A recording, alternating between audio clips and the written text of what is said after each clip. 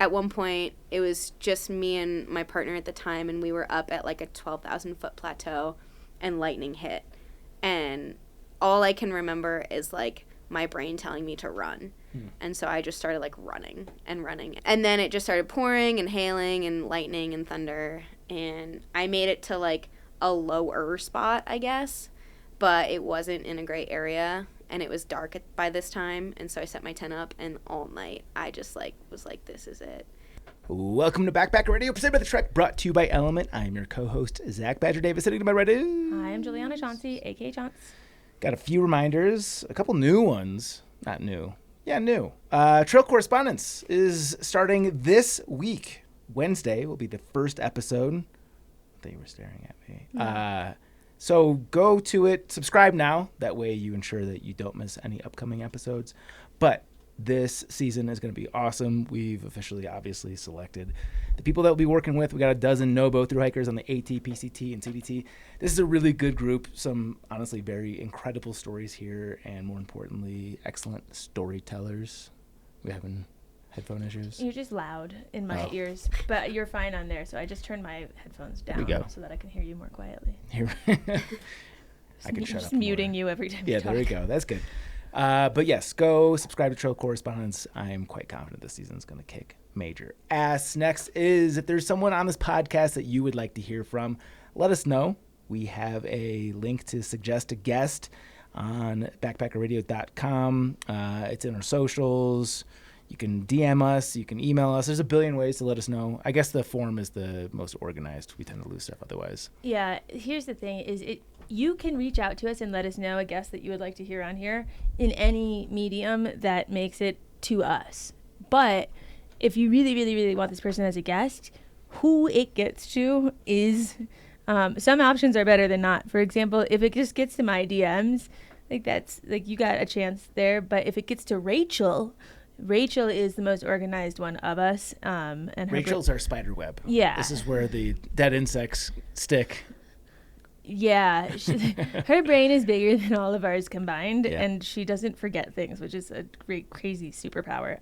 So basically, if you really want to hear someone on the podcast, you want that suggestion to go to Rachel, because if it goes anywhere else, the odds of success go down. And you can reach her through the suggested guest form that goes straight to her and straight into her little crazy Excel world. And so just fill that out. Freaking the sheets. Yes. But yeah, don't be bashful. Let us know who you want to hear from. Last but not least, if you enjoy this podcast and you want to support us, you can do so. Patreon.com/backpackerradio for as little as $5 per month. You get every episode advertisement free, and you get every episode advertisement free. Just got to say that twice because that is really cool, and because we're gonna start having 2 episodes going out with the segment thingy we're doing, right? That's correct, yes. And I've officially settled on Thursday. I've given some mixed messages there, but I mean, if you subscribe to the podcast, you've already figured that out. Yeah, so that's double the ad-free messages if you're thinking about what could be in the future. We don't have ads on them right now, but we could. Yeah. We're not closing that door. So you've doubled the likelihood to have ad-free episodes. No, there'll be ads in those. Yeah, exactly. So double. Yeah. Why are you looking at me like the math doesn't math there? They're saying that there wouldn't be ads on them. If you're on Patreon. Correct. Right. Yeah, you don't ever get ads. Exactly. You're our favorite. This echoes the Rachel is more organized than us part. So yeah, patreon.com. And also, it helps us support our amazing team, like Rachel. We're currently hiring for a new videographer, and it's nice to pay people what they're worth. And we're getting really good candidates for things because of that, I think. Yes. So yeah, it's just really nice to be able to keep the lights on and keep the team happy and here. So if you like us at all, consider going there and, pushing the buttons. Yeah. And advertisers come and go. You guys are forever. Mm-hmm. Love you guys. When you sweat, you lose a lot more than water. You're burning through sodium, potassium, magnesium, all the stuff your body needs to keep going strong on trail, thinking clearly, and sleeping well at night. That's why I'm a huge fan of LMNT. It's a zero sugar electrolyte mix with a science-backed ratio that's heavy on sodium, which is exactly what thru-hikers and long-distance backpackers are losing all day long. No sugar, no junk, just what your body actually needs. When I'm backpacking, I'll usually drink one element throughout the day, and I'll have another packet before bed. It helps me rehydrate, it keeps the leg cramps away, and I wake up feeling like $1,000,000. Another underrated benefit, LMNT makes those dodgy water sources actually taste good. If you've ever filtered from a silty creek, a cow tank, or some lukewarm pipe sticking out of the ground, you will know how clutch that is. It's not just an on-trail thing either. LMNT is my go-to hangover prevention tool. One packet before bed, one in the morning, and it's like hitting the erase button on a night of bad decisions. My favorites are LMNT, raspberry, and citrus. A cold LMNT lemonade on a hot day tastes like absolute heaven.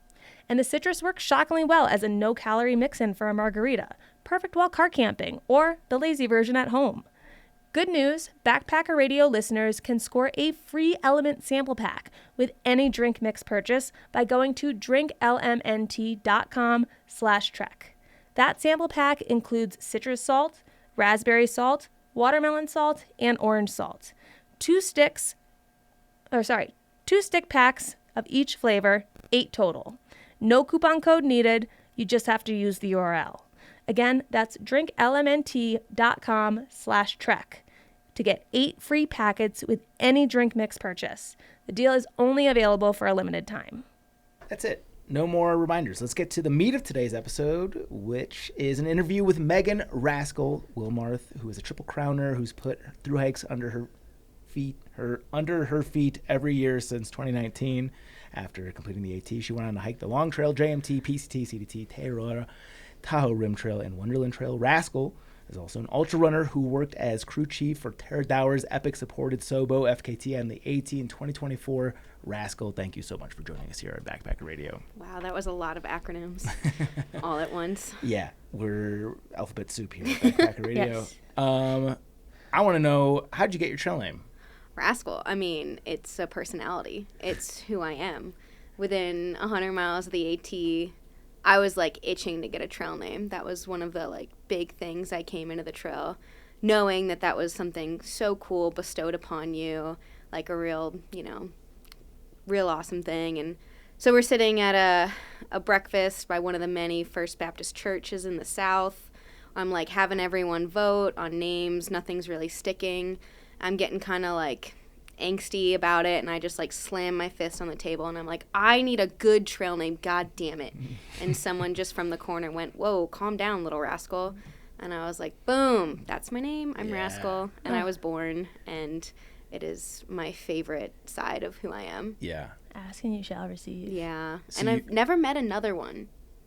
Yeah, I don't think I have either. That is kind of, you'd think that would be a more common Right? name on the trail. So don't even think about it, anybody out there. Trademark it. It's my name. Yeah. Yeah. Would you describe your personality as rascally? Definitely. In what ways? I just am always up to something. It doesn't have to be trouble, but I am always up to something, and I'm always like scheming and just, yeah. I got a lot going on. Yeah. Not in a bad way, but you kind of give that vibe. Totally. And Like, that's what I tell you people. look like a rascal. Right, And and you I'm- look like you would have rascal quality. They're like, what do you mean rascal? I'm like, give it 2 minutes. You'll understand. Just observe. Totally. So that's, That yeah. rocks. In what ways prior to your hiking life would you say that you have embodied the rascal temperament? Well, I was always a troublemaker in school is probably the main thing.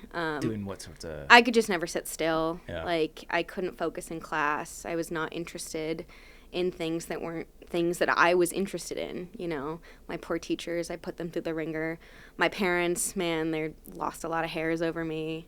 So it's just always kind of been who I am. I'm small, so, I feel like that pent up whatever it is, Yeah. it's just always explosive. Were you into sports as a kid? Yep. A lot of sports. My mom put me in every sport possible because she was like, if I leave you at home alone, you will destroy all the furniture. You have too much energy for me. So I was in gymnastics. I was in soccer. I swam. I did ice skating when I was little, like all this stuff. I did rugby in high school. Never was into running, though. Thought running was stupid when I was a kid. I went to wilderness camp and was, like, exposed to nature a good bit, like, from the age of, like, I don't know, 9, 10, through my teen years, but it was never something that I was like obsessed with. And then I don't know, once I got out of college, it just like clicked, and something just like drove me to like figure out why I liked being outside so much. Give me a specific example of an instance of childhood mischievousness. Childhood mischievousness. My gosh, I don't know. There's so many. Oh, my dad probably has a million stories. He loves to tell stories about that. I used to like throw things in the ceiling in the back of the classroom and like hide. In my science class in high school, I would hide fart machines under people's like chairs, like tape them under. I would skip one class to go visit other friends in other classes with teachers that I liked and try and hang out until they realized, you're not in this class. Like, what are you doing here? Yeah. So it's just like random stuff like that. And it was never bad. It was just like, why? Yeah. We've got a ceiling that kind of resembles a classroom. What kind of things stick best in the ceiling when you're throwing things at them? Well, scissors, but that's dangerous. I learned that far too quickly. And so pencils is easy. Little like paper clips, if you really fling them in hard, they'll stick. You've got a pen right in front of you. Want to give it a shot? We could try it. I don't know. It's been You should years. probably put on your N95. I'm pretty sure that's all asbestos. Right. She doesn't have it anymore. No. It's been a minute. I haven't been in a classroom in decades. Yeah. So Yeah, that's I'm good. Yeah. Yeah, no, I find so many people in the hiking, like running worlds have like either they're ADHD or they're like on the spectrum. Like it's funny how often that pops up in this world. Yeah. No, I was like I don't know, I was like 7. My parents were like, we're getting you tested. Yeah. And they were like, yeah, duh. Yeah. She's got a lot of hyperactivity. So Pony was the one who explained it to, I think it was the last time he was on, one of the 19 times he was on, but he is ADHD, and he says that like backpacking works so well for him because like every turn is a new stimulus. Like you're never seeing the same thing twice. And like something about that just really clicked for me psychologically. Like, yeah, that makes sense. Everything well, is it's novel. great because like you have a routine without having a routine. Right. You know, it's like you do the same general stuff every single day. You worry about the same general stuff. But yeah, like you said, it's new. Every single turn, every person you run into, there's something new about them. You know, new sections of trail. Even if you've already hiked this section of trail, you've been on it, it's going to be different. Yeah. You're going to be different. Yeah. So I think that's why it works. Yeah, that makes sense. When what was your start date for the AT? March 27th, 2019. So Okay. 2 When days did you from- finish? September 1st. There's a chance that we never crossed paths. We didn't. You were ahead of me Yeah. a bit. Charles is so fast. You were And with really fast. You started earlier than me. Yeah. We don't. Yeah. I was joking. I'm not fast. But Watch out. I remember because Tara. it was like you, and then I've known a little bit Rocket. Like she was ahead of me, and a couple like other folks who are still like really predominant in the community. Yeah. I feel like you always know who's ahead. 2019, right? Yeah. But then you never know who's behind Until they pass you. yeah. Fun. So how did you get into thru hiking? Like what put the AT on your radar? So when I graduated college in 2017, in 2018 I was working at the U.S. National Whitewater Center in Charlotte. I was a zipline tour guide, super fun. It was cool, and 2 of my coworkers were thru hikers, and so they kind of like planted the seed a little bit. And then I just like started thinking about it, and I was like, I liked the woods as a kid. That sounds like a fun challenge. I read books like, you know, Walk in the Woods, Wild, and I was like, oh, the AT sounds awful. Man, I'm going to go do the PCT. And then, yeah, I just, like, thought about it a lot. There's, like, on the ATC website, you can, like, say what date you're starting. And I, like, in my brain, I was like, well, if I press this button, I have to do it. And so I, like, said I was going to start March 27th of the next year. And then I told my dad about it. And my dad wrote in the family Christmas card that I was going to go hike the entire length of the Appalachian Trail. and I was like, Dad, now I have to do it. Yeah, he put you on blast. He was like, no. And he was expecting me to get to Harper's Ferry and, like, call it. He was like, that's a lot of miles. That sounds great. Like, that's a huge accomplishment. But within 200 miles of my start, I was like, damn it, this is my life. Huh. Like, not only am I going to finish this trail, but, like, this is my life. Yeah. Did the following year's Christmas card say P.S. she did it? Well, before the Christmas card, there was a huge Facebook post by my father with pictures of me on the trail and me on Katahdin. Like, she did it. Aw, proud dad. Yeah. So Dad was pro you through hiking. He was. At the same time, he didn't want me to go the whole way. He's just tired of her chewing the furniture. Yeah, seriously. This little weasel. So he like legitimately thought you were going to get halfway and stop? Yeah, he thought that was my goal. Oh. The whole time. Where did that idea come from? I don't know. He just came up with it. And I was like, once I got into it, I was like, no, I'm never getting off this trail until I'm done. Was he upset that you're going to continue on and do the whole thing? No, but he just kept saying like, okay, well, whenever you're ready, whenever you're done. Yeah. Like, I think they were really, my parents were excited. The year prior, I was like dead set on like, I'm going to go live in a van in the middle of the woods and like not work and become a bum. And my mom used to like cry about it. And so when I was like, well, what about this trail thing? They were like, okay, that's better. Okay, not exactly what we pictured you doing, but like better. Yeah. So you had the hiker trash energy before you even got on trail. Yeah, I don't know what it was. Like, I grew up pretty sheltered. My parents, like, provided every opportunity for me. I went to private school, kindergarten through college. Like, I played every sport, anything I wanted. Like, they gave it to me. I was kind of spoiled. And for some reason, I was just always kind of drawn to a different way. You know? Like, and then it just clicked. Did you say you were from North Carolina, or did you say where you're from? I grew up in Maryland, right outside of D.C. Okay. My dad worked in the city, so we were kind of in the suburbs for the first 18 years of my life. But yeah, I was living in North Carolina when I decided to do the trail and kind of like learned more about the trail and got into the way of like living the outdoors life. I got into climbing pretty intensely before I was a hiker. Do you have siblings? No, not technically. I grew up only child. I have 2 half-brothers. That I don't live with. They're a lot younger than me. So yeah, I grew up an only child.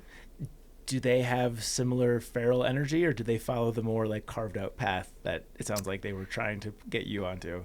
My siblings? Yeah. They're different. Like, definitely they grew up in a different area. One's really sporty, one's really artsy, and they like being outside, but that's not like something that they like crave, you know? Yeah. So I'm just a black sheep. Yeah. I'm a rascal. So you mentioned in the first, bless you, in the first couple 100 miles, like it clicked for you right away. Do you remember like a specific moment where like the light bulb went on and you're like, oh, this is a problem? It is a problem. I always say, I'm like, yeah, through hiking is the best and worst thing I've ever done to myself. Yeah. Clingman's Dome was the moment. I wasn't really hiking with anyone super specific at the time, and I remember the night before I camped with this group who had decided to get up in the middle of the night and sunrise hike to the top of Clingman's.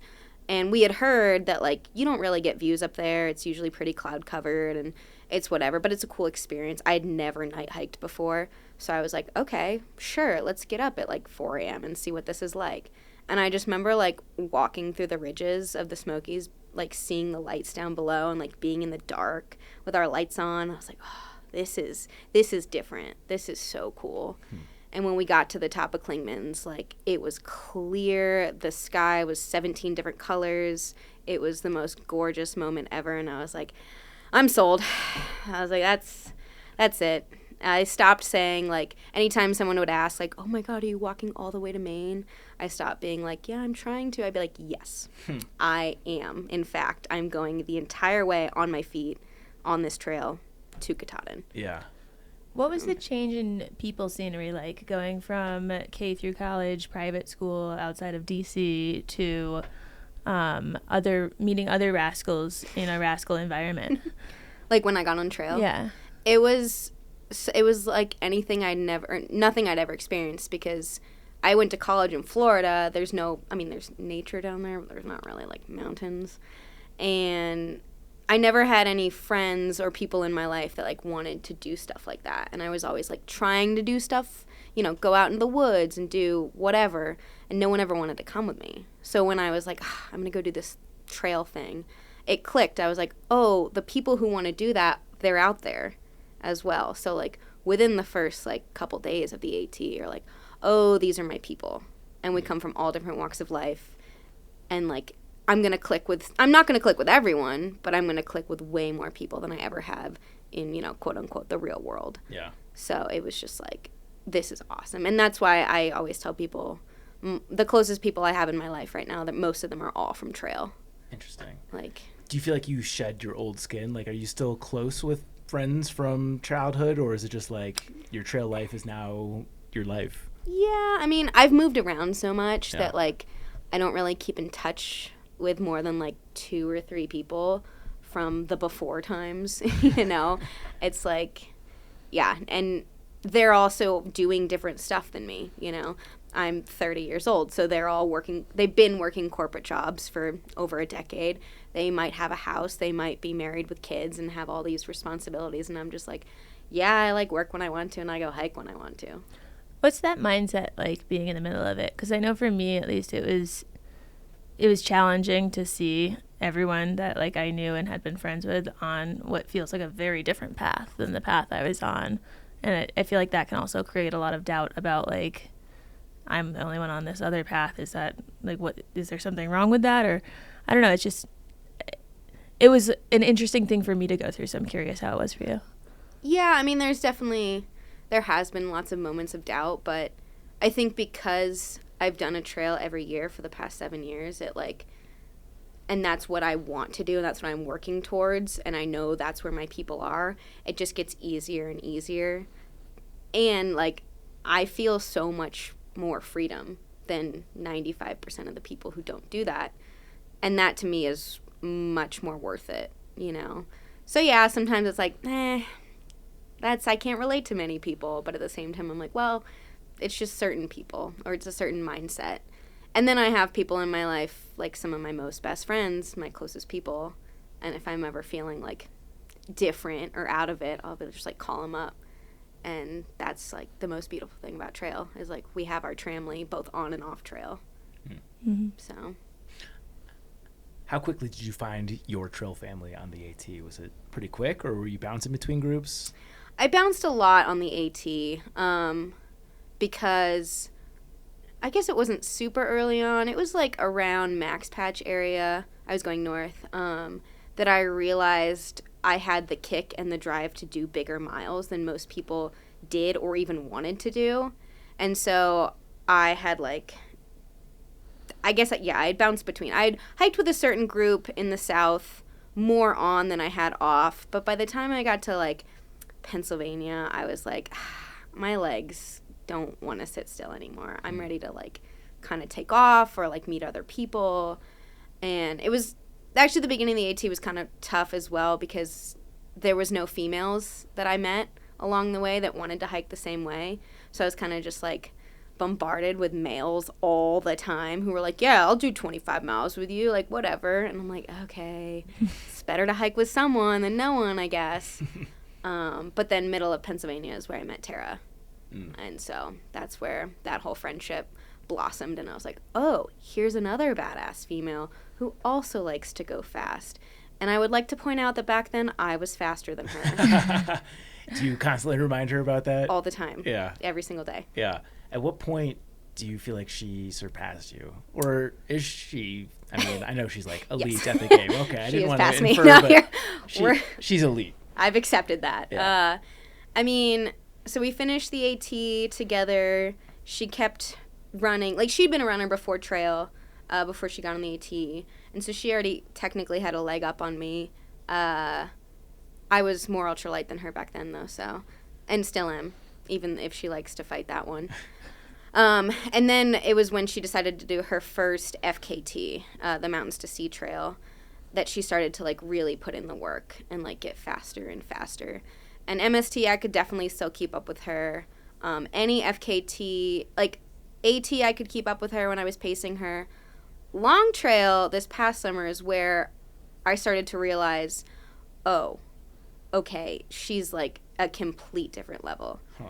Like, in a race setting, I don't think I would have ever been able to keep up with her, but hiking-wise, like, I thought I was, like, on par until the long trail, where the first 120 miles, she was dropping people like it was no big deal. Like, people were out there to pace her and support her, and she was, like, just going. Interesting. And every road crossing I got a call. Rascal, she's dropped me again, and now she's out there alone with 1/2 water flask. And I'd be like, God damn it, Tara. Like, good for you. This is what we want. But now, like, we have to scramble and find people to get out there and get you supplies. So I've hiked the long trail. And to the best of your ability, can you describe that pace? Because that trail's an ass kicker. Yeah. Like, what sort of miles per hour is she doing over some of these steeper climbs? I mean, she's trucking. Like, she could be doing like 5 miles per hour uphill on the long trail. I was pacing her one night going up Whiteface, and I just remember like telling myself, I was, Rascal, you gotta haul, you gotta put in the work, because I just saw her getting further and further away, and the 3 other pacers that had been with us, they were gone. I could not even see their headlamps behind us. Whoa. And I was just like crawling. I was like, Tara, I can't, but like, I need to stay with you, that's my job. And she ended up at the last, it was like 1.5 miles before the next road crossing, she dropped me, and I was like, damn it, I'm never gonna hear the end of this. And I haven't. But yeah, and it's like, that's what we want during these things. But now it's so tough, because when we put a crew together, we're like, who can keep up? Yeah. How do we do this? Right. Sounds like there's a healthy amount of shit talking happening. Yeah, we're like sisters. We definitely, like, we give each other a lot of shit. Yeah. Like, we're actually going to be in this same race in the next like month together. We're both running this 50K out in Oregon. And I like joked with her the other day. I was like, yeah, I'm going to catch up to you and I'm going to beat you. And she looked at me dead in the eye and she's like, Rascal, if I even see you out there, I'll push you down. And I was like, okay, rude. I was kidding. Like, dear God, woman.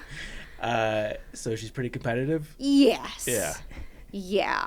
That's what makes her one of the reasons she's so good. Yeah. Was there any part of you that, like, you felt your ego take a hit? Because you mentioned that you were faster than her, and, like, at some point she surpassed you. Was there any part of you that was like, fuck? Yeah, maybe to an extent, but also, like, we live different lives at the same time. We do love doing the same things. Like, I don't want to be an elite athlete. I see all the back end of what she has to go through, and like the way her life is set up so she can do what she does, and it's great, and we're both super grateful for that, but like, I don't want that for myself personally. Yeah. I don't want to make this an interview about Tara, but I am just curious, like, what does a week look like for her from your perspective? Oh, like training wise? Yeah. Oh, it's stupid. It makes sense because she's in the top like 1%, but most days she has at least one gym workout, a speed workout, and then a long run, or a smaller run plus an uphill heated treadmill climb plus a gym, one day's mobility. Like, it's every day. It's 2 to 3 things. Like, her easy days are like, yeah, it's just wild. Wow. What is a heated treadmill climb? So, Tyvek. So picture a Tyvek bodysuit. No. Yes. Is this handcrafted? I don't know where she got it, but sometimes I'll go over and I'll be like knocking on the door and like she doesn't answer. I'm like, I know what she's doing, so I'll just like let myself in. There she is in the back, treadmill, 14%, just like hauling uphill with this Tyvek bodysuit on, and I'm like, how's he training? And she's like, I can't talk to you right now. Oh man, I would be able to fill that suit with my sweat. That's so hot. It's crazy. Pretty gross. It's like delaminating because of the amount of sweat. Yeah. But yeah, she does a lot of heat training. I assume she's working with like a coach? She has a coach, she has a nutritionalist, she has an agent, she has a team, which is, what they need. So. Yeah. It's That's great. wild. I love it. Yeah. Okay, talking about how that's not what you want to do. Hiking every year since 2019, like, that is a trajectory, So what is it that you want to do? Like, what is your goal? Like, overall? Yeah.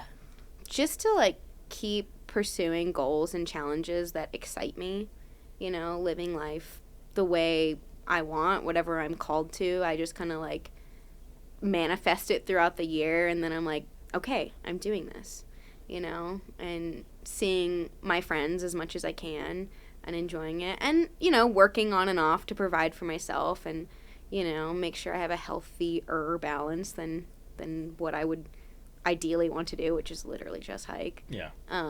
But I've learned that I do like both sides of it. I basically last year took the entire year off to hike and then just like travel and see people and go on my own little solo adventures, go on other people's adventures, and it was awesome. But by the end of it, I was exhausted. And like then once I moved to Durango, I was like, this is where I live. I love it here. There's trails, there's cool people, and there's mountains, and that's like if I don't have to travel. I haven't been out of Durango. This is the first time I've been out of Durango in 7 months. And I'm like, that's awesome. Yeah. That's sick. Give me your, if you don't want to blow it up, that's fine, the 3 day hikes that you're willing to share in Durango. Day hikes. Like if someone's visiting Durango, what would you recommend for them? Hiking, not okay. Or trail run, I guess, just whatever. Yeah, I mean, like right in town, we have so many trails. We have I call it my backyard is the Horse Gulch, and there's just like dozens and dozens of miles back there, and that's kind of where everyone goes to like mountain bike and trail run and hang out. And even though it's like crowded, because Durango's not that big, it's not very crowded. So that's like one of my personal favorites to just like get out and go do. We have Missionary Ridge, which is right near town, which is really cool. You can take the Halfland Creek Trail up. It's 4 miles up, but it's 2,800 feet of gain. So it's like it's a good kicker. And then we live like an hour south of Mullis Pass as well. So you can get, and then Silverton is right there also. Yeah. So you can get to some pretty cool stuff. Yeah. Pretty fast. I learned that train ride is not as fun as it would seem on the surface. It's so long. That's what my buddy was telling me the other day. He's like, yeah, I was out last year in Chicago Basin. I waved the train down to get a hitch back into town. He's like, it took 3 hours. Yeah. And I was like, well, it's train. It's a tourist train. Yeah. So it stops. And, yeah, it's so dry everywhere right now down there that, like, any spark is just like, oh, shit. Are we all going to go up in flames? Yeah, totally. Good that it's already like that and we're in March. So bad. Entire summer ahead of us. We've had 2 fires in Hermosa, which is like one of the towns just up near us, and it's sketchy. Yeah. This year alone? Yeah, already. Jeez. Mm-hmm. What a winter. You mentioned that when you met Tara, you were bragging about being more ultralight than her. This is your first thru hike, so how'd you get so dialed in for your first thru hike? Because usually people fuck up quite a bit. Yeah, I mean, I think I did more research before the AT than I did for anything because I was nervous that it wouldn't work out, this big goal of mine. And now that my dad had told the entire family and friend group that I was doing it, I was like, God, this has to work out. But yeah, I mean, I was a big Trek follower back then. I think I wrote like 2 blogs for you guys at some point. That's the common story. You're welcome. Yeah. We get people coming up to us at trail days being like, I'm a blogger. I haven't written anything. Yeah, like decades. Yeah, no, I get that every single year. But yeah, I just like did a lot of research, and I'm a smaller female, so I was like, okay, I understand that more weight is not what you want, you know. And I was on a budget back then. I was poor as hell, but I was able to like piece together a gear setup that was, I think max weight was like 30 pounds maybe, full food, full water. Oh, wow. Yeah, because I had read that, like, you don't ever want to go over 30 pounds, no matter your size. And I was like, cool, that's my target. And then, like, you know, obviously within, like, a week of hiking, you're like, get rid of this, get rid of that. I don't need that. Like, go lighter. So this is interesting. Being budget and also having an ultralight pack, is this you buying secondhand, getting hand-me-downs from friends? Like, how were you able to make this happen? It was a lot of, like, waking up early, going to those REI garage sales back when they had those. R.I.P., yeah. Yeah, those were so great. I remember going to one, and I was like, I came out the door, I was like, oh, I didn't find anything. Like, maybe I'm not supposed to do this. And this lady, I'd been talking to her in the line that early that morning, and she came out. I guess we were still in the store because we hadn't bought it yet, but she came over with an ultralight tent. It was like a big Agnes, I don't know, Fly Creek 1 or whatever, and she was like, hey, I found this and I thought of you, so instead of like me buying it, like, do you want to buy it? And I was like, oh my god, yes. And so I remember, like, that's kind of how I started, and I got a Gossamer gear pack that fit my body just perfectly, and I was like, cool, that's not super expensive, and I just like somehow pieced it all together. Yeah. Did you have any early fuck ups? Because like even being like completely dialed in with your gear research, like I feel like there's still something about being on trail and experiencing it for yourself. Like any notable stories? I mean, I was carrying half of the AWOL guidebook for the first half of the AT, and then I threw that away and got the other half. So I was like, If that's your biggest gear fuck up, that's pretty good. I really haven't done I've been pretty, gear is like kind of one of my things I really enjoy. I think my biggest fuck up is when I decide not to bring something knowing that it's gonna be painful because of that. Like the CDT, I was like, I don't need to filter water, it's fine. And then I got Giardia. So Ooh. yeah.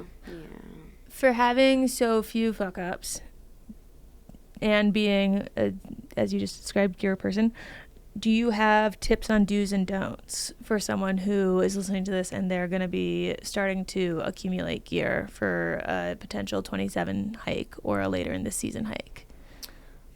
I mean, it's hard because, like, if you're new to the world, it's like you think you need so much, but you really don't. And I've listened to a lot of, like, you know, Skirka podcasts and like, Go Light, like, the creator of that, and a lot of stuff like that, and Ray Jardine, obviously. And if you take the time before you go out and you maybe go on a hike or even an overnight and you stop bringing things. Like, you bring enough to survive, but you really try and bring the absolute bare minimum and just see what it's like. And then you can kind of, like, gauge in your mind, okay, how comfortable do I want to be and what do I need for that? You know, what is vital for survival and then what is just extra? And I think that's kind of, like, that's where people need to kind of play the game before they go out instead of just being like, this is a gear list that somebody has that I should just follow, but I don't want to buy all this, like, because it's more expensive, so I'm going to buy the heavier versions, and now I have extra stuff, and it's heavy. Yeah. You know, yeah.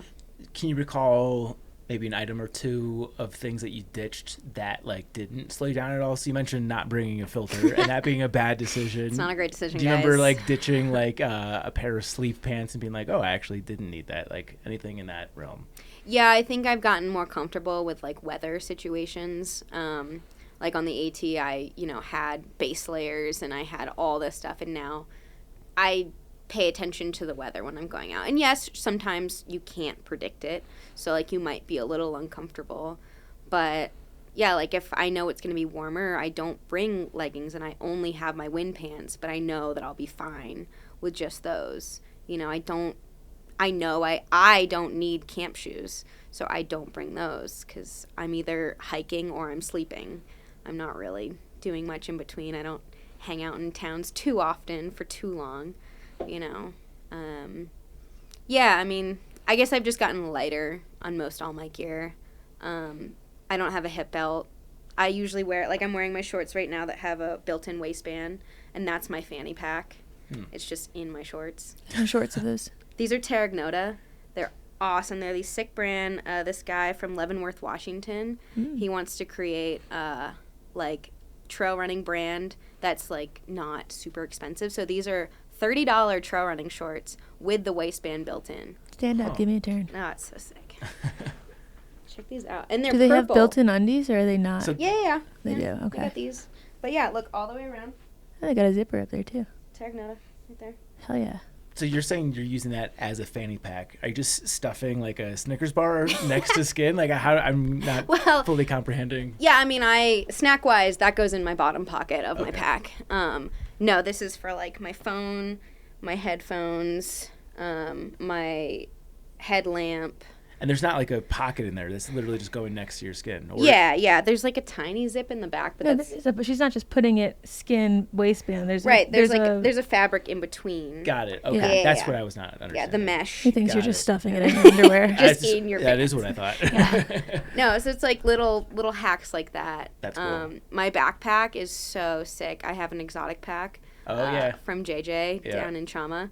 And so it's literally a running vest with the backpack on it. So now I also have, like, 7 different fanny packs all around my chest. I'm going to get one this year. I've been thinking about it for too long. What model do you have? Okay, I would go with, well, I guess it depends how UL you are and for what kind of trip. But I would go with the FKP. FKP? Yeah, that's, like, the perfect size. I think you could you being a bigger guy, you could probably do like 3, maybe 4 days of food. Yeah. Probably like 3 days of food. Yeah. Because you need more calories, but. And did you customize yours? Yeah, it's purple and white, and then I have like specifics of where I like certain pockets and like which pockets I wanted a zip versus not. We didn't put like Tara's face on the stretchy mesh or anything. She would love that. Is that the company Tate used? Yeah. It's funny. Well, Yeah. we had Jonathan Thomas on the podcast. Yeah. But Tate had made the podcast. He Yeah. had made the backpack with the faces all over it. That's right. Yeah, he's doing running vests now too. It's pretty sweet. Yeah. No, he brought one of his packs in here. I was very impressed by it. It rides so well. Yeah. Like when I'm even fully packed with 3 days of food, I can still run with it on. Yeah. Which I really shouldn't do, but sometimes I get excited.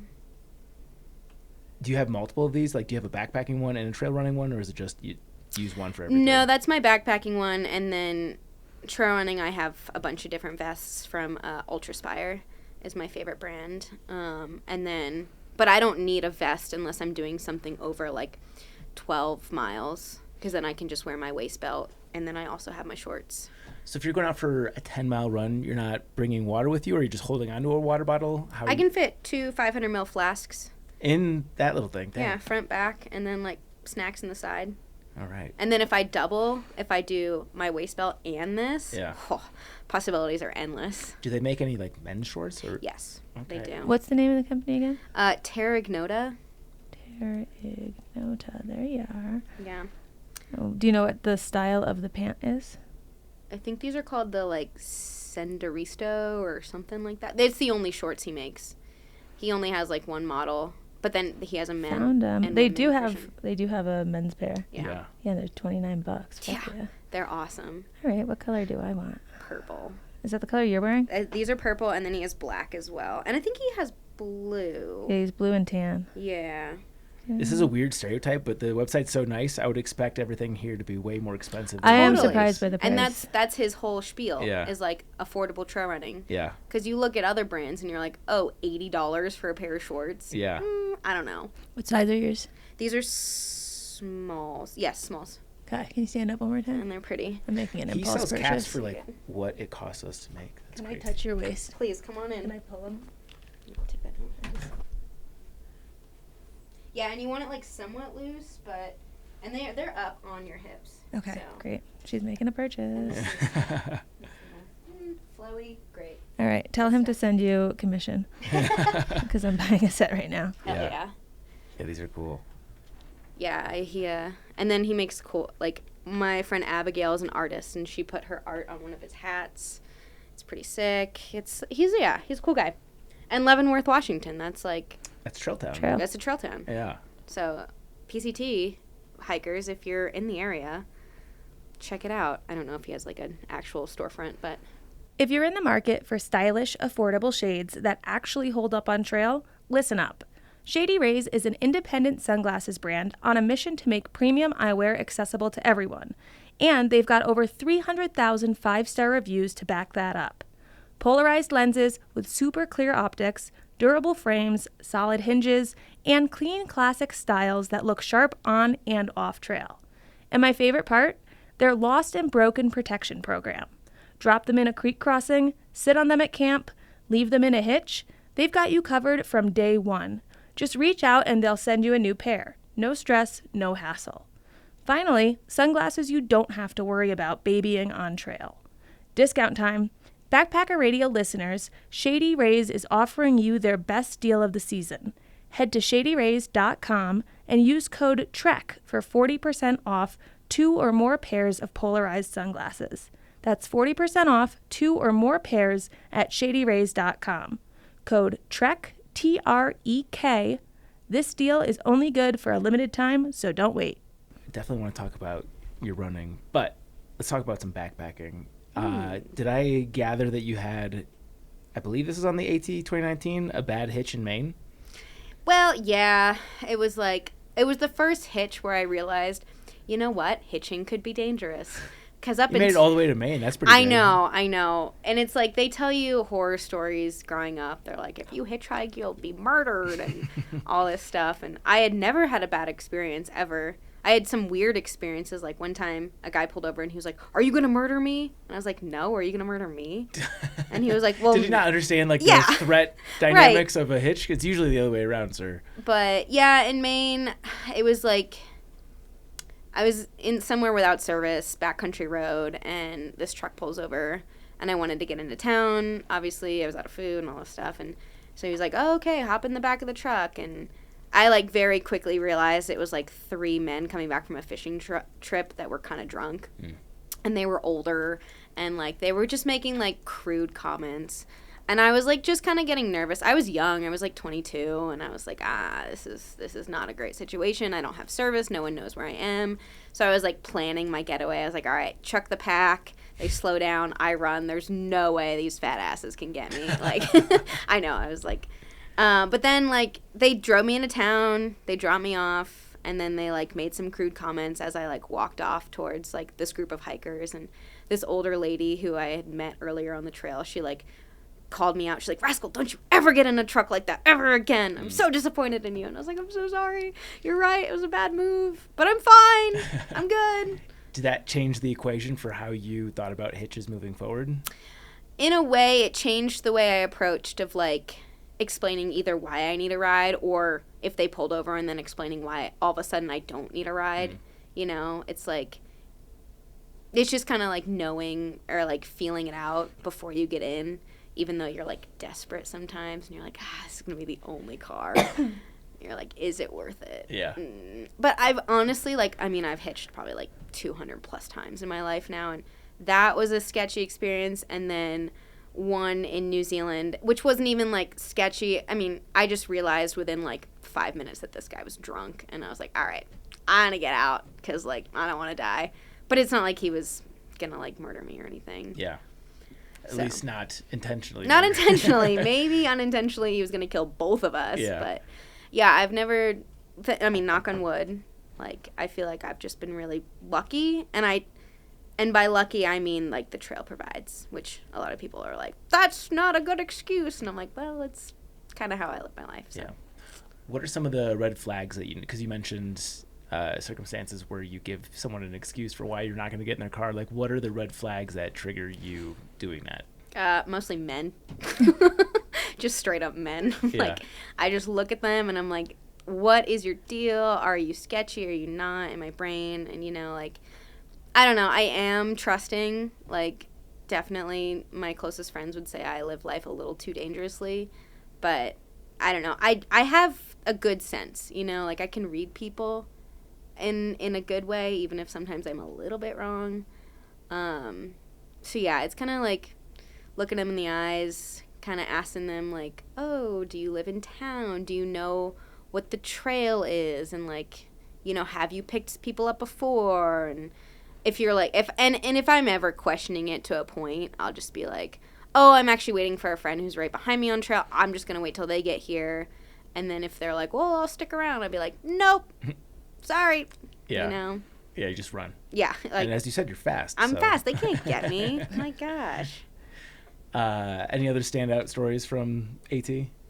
From AT? I don't know. It's the trail that really just opened my eyes to a new way of life. It was just the coolest experience I've ever had. Like I said, it ruined me.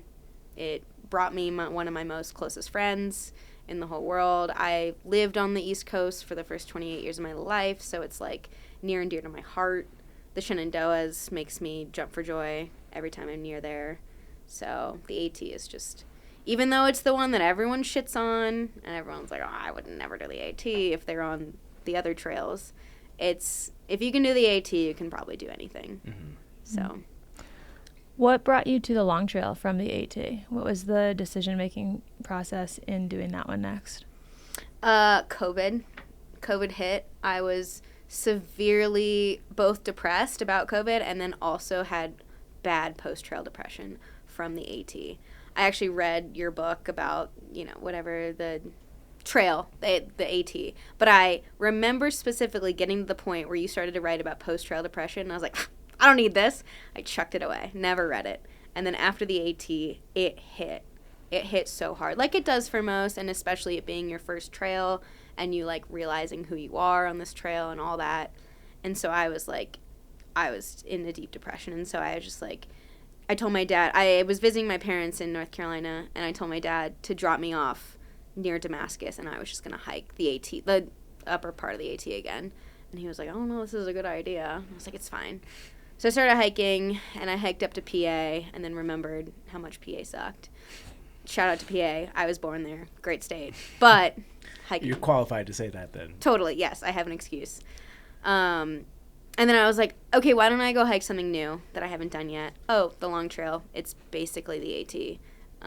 So I just got on a bus, went up to Massachusetts, and then hitched out to the trail and started the Long Trail. And was like, Vermont is really cool. Like, I had obviously done the AT section, but the northern part of the Long Trail, I was like, whoa, this is a whole new world. What month was this? This must have been like July of 2020, because I finished maybe beginning of August, and then I hitched into Burlington, and I had forgotten that I had a cousin that lived there, and she was like, hey, do you want to like bum on my couch while you figure things out? Also, it's COVID, like no one knows what's going on. So I hitched in, and she lived in this cool house with all these outdoorsy people who all worked at the gear shop together. And I was like, oh, wait, there's like trail community, but like not on trail. Mm-hmm. And funny enough, the hiring manager lived in her house too.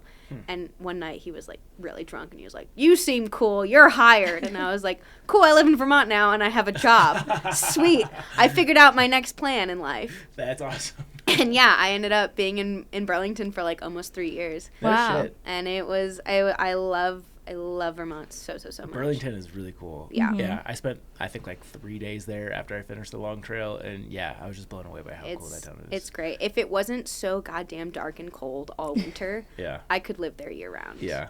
But That's my one qualm with the Northeast. I can't. I'll be on the phone with my best friend Arley, and they're like, hey, it's warm here today. It's like 30 degrees. And I'm like, Arley, that's not warm. And they're like, well, the sun came out for 5 minutes. I'm like, stop tricking yourself. Yeah, we're spoiled out west. Really? Just having sunny summers, winters, even when it's cold. It's sunny. I've been in shorts all year. Yeah. I mean, it's March 25th if we're going in real time, and the thermometer on my car said 91 on the drive here. Might be a little on the too much side of things, but too much sprinkles of global warming there. But I'll tell you, my mood was great driving over here. Totally. Every song sounded wonderful. So, I know. I'm like, how can you beat 315 days of sun? Yeah. Gosh. Okay, so the next year was the JMT? The JMT, the Jamaat. Yeah. I convinced Tara and our other friend Arley to come do the JMT with me. What was your nickname for it? The Jamaat. Uh-huh. Have you heard that before? no, it's I don't know. We came up with that. I think Tara and Arley got Jamaat tattoos, and I have not yet to do it, so sorry guys. I'll get on it. But yeah, I remember sitting in the back of the gear shop on shift, like on the web, with like 7 screens up, like applying for a JMT permit. I was like, we're gonna do this. And so I got the permit, and I lied to Tara, and I told her that the time we would go would be like peak flower season, because she's a sucker for flowers. And she was like, oh my God, I have to do it. And I was like, yes. I had no clue. I was like, I don't know when the flowers... Didn't see a single flower. I don't know when they peak, whatever. It's fine. And so her, Arley, and I, and then our other friend Reese, went out in August of 21 and started the JMT southbound. And we made it all the way until the last 60 miles in Whitney, and then all of California lit on fire. And we had to get off the trail, which was really sad. Yeah. I imagine you guys were probably doing pretty big miles. We were doing like 20s over there, because we were all coming from the East Coast. Well, except Tara was living in San Diego at the time. But none of us were really acclimated. And... like, I had just gotten into running. Arley was a runner. Tara was a runner at the time. Reese was, like, also just getting into running, so we weren't, like, trying to haul ass. But I guess we should have to, like, finish in time. Hindsight's 20/20. But because we didn't finish, I told myself, okay, well, I have to come back next year and do the entire length of the PCT and Whitney so I can, like, finish this off. Sure. You know? That only makes sense. Yeah. instead of just 60 miles in Whitney, I needed to do 20, Oh no, I 26 guess I have to go miles. out for 4 months. Darn. Ah, Dad put it in the Christmas card. yeah. Every time. Any standout moments from the JMT? It's a bucket list trail. Like, if you only are ever going to hike one trail in your life, it might as well be that one. It is absolutely gorgeous. Like, the Alpine Lakes are unlike any other. If you get to climb Half Dome, it's just, like, a different world up there. And it's, like, it's hard, I would say. And there are longer food carries. And technically, I mean, I did carry a bear can. I didn't want to, but I did. And so, it's a little more challenging, but it's just so, the Sierras, everyone's been there. It's so good. Yeah. You guys did the Half Dome detour on it? We did. We were lucky enough to get Half Dome permits as well. I remember writing in the, where you apply, there was, a notes thing, and it was, what do you want to tell the rangers, if you get a permit? And I was like, we're just 4 runner ladies who want to go out in the woods and enjoy time together. And I was like, maybe that's what got them. And they were like, sure, you can have whatever you want. Was it smoky before fire shut everything down? Yeah, it was. It really was. And then we were taking our only town day. We were in Bishop. And my friend, Sassafras, was hiking the PCT, and we were supposed to, meet up. We were going to run into each other. And I remember her texting me, and she's like, dude, what are you going to do tomorrow? Because, the closure had happened. And I was like, what do you mean? I'm going hiking. I'll see you in a day or two. And she was like, no, man, all of California is closed. And I was like, damn it. Don't tell anyone. Don't tell Tara. Don't tell Arley. Maybe we can, sneak back on and finish off this trail. And then I got back to the hostel, and they were like, so we have bad news for you. I was like, no. What, jumping back to Half Dome quickly, what was the cables like for you? How did you like that part? It was great. I've been a rock climber before, so, I don't get afraid of heights or anything. I could see why exposure would get some people. Arley went up a few steps and was like, nope, I'm good. And then watching people come back down. The down's the scary part. was frustrating because everyone was just clinging on to the cable and no one was moving. And I was like, you gotta take one step. And I know it's scary, but you gotta do it. And yeah, it was such a cool experience though. And we saw some climbers that were in a portaledge off to the side. And I was like, you guys are so cool. Yeah, it was smoky up there too. So I was like, uh-oh. That's wild. Yeah. I guess I never realized how vertical that part Oh my God, it's so fucking scary. Yeah, and when you're coming down, you can't really see the bottom. It's just this whoop. Well, they had that glove pile, and the gloves were all too big for my stupid tiny hands. And so they were sliding off as I'm going. My hands are so sweaty just thinking about it. Look how sweaty they are. A little clammy over there. Yeah, I've done it. I know, but look how fucking crowded that is. No, Yeah, I know. yeah, And you're it's- coming down, and you're trying to hold on because you're literally holding your weight. If you were to let go, down she goes. And there's people holding on for dear life going up, and they won't fucking move. And it's I have to let go with one hand to get around you and them. reach around you, and I don't have a big wingspan. Oh, it was so scary. Football pads and just slide down. You gotta Yeah, trust your slide down tread. the whole fucking Half Dome mountain to the ground. People splat open at the bottom. That's why they go up there to jump. So you're saying it's not a good idea? No, I'm saying that I've heard a number of stories about If you have exposure, suicide if you're a little happening. nervous with exposure, it is a whole different level. Looking at the photo, I think I could do it if it wasn't crowded. If it was the photo that I just looked at, no chance. No chance. I worked with a guy that did search and rescue in Yosemite for a while, and he would tell us stories about how the people that went up there, disclaimer, I'm going to mention suicide, but the people that went up there with the intention to that's where I'm jumping would duct tape their stuff around them because it was such an impact when you'd hit at the bottom that you'd have one piece here and one piece over there and one piece over there, so they duct tape Their wrist, their hands their entire they're close to their body so that when they hit the bottom they don't go kerplat. splat, yeah. And so I'm going down this fucking rope thing, and that's all I'm thinking about the whole way down. So people are, again, trigger warning. Yes.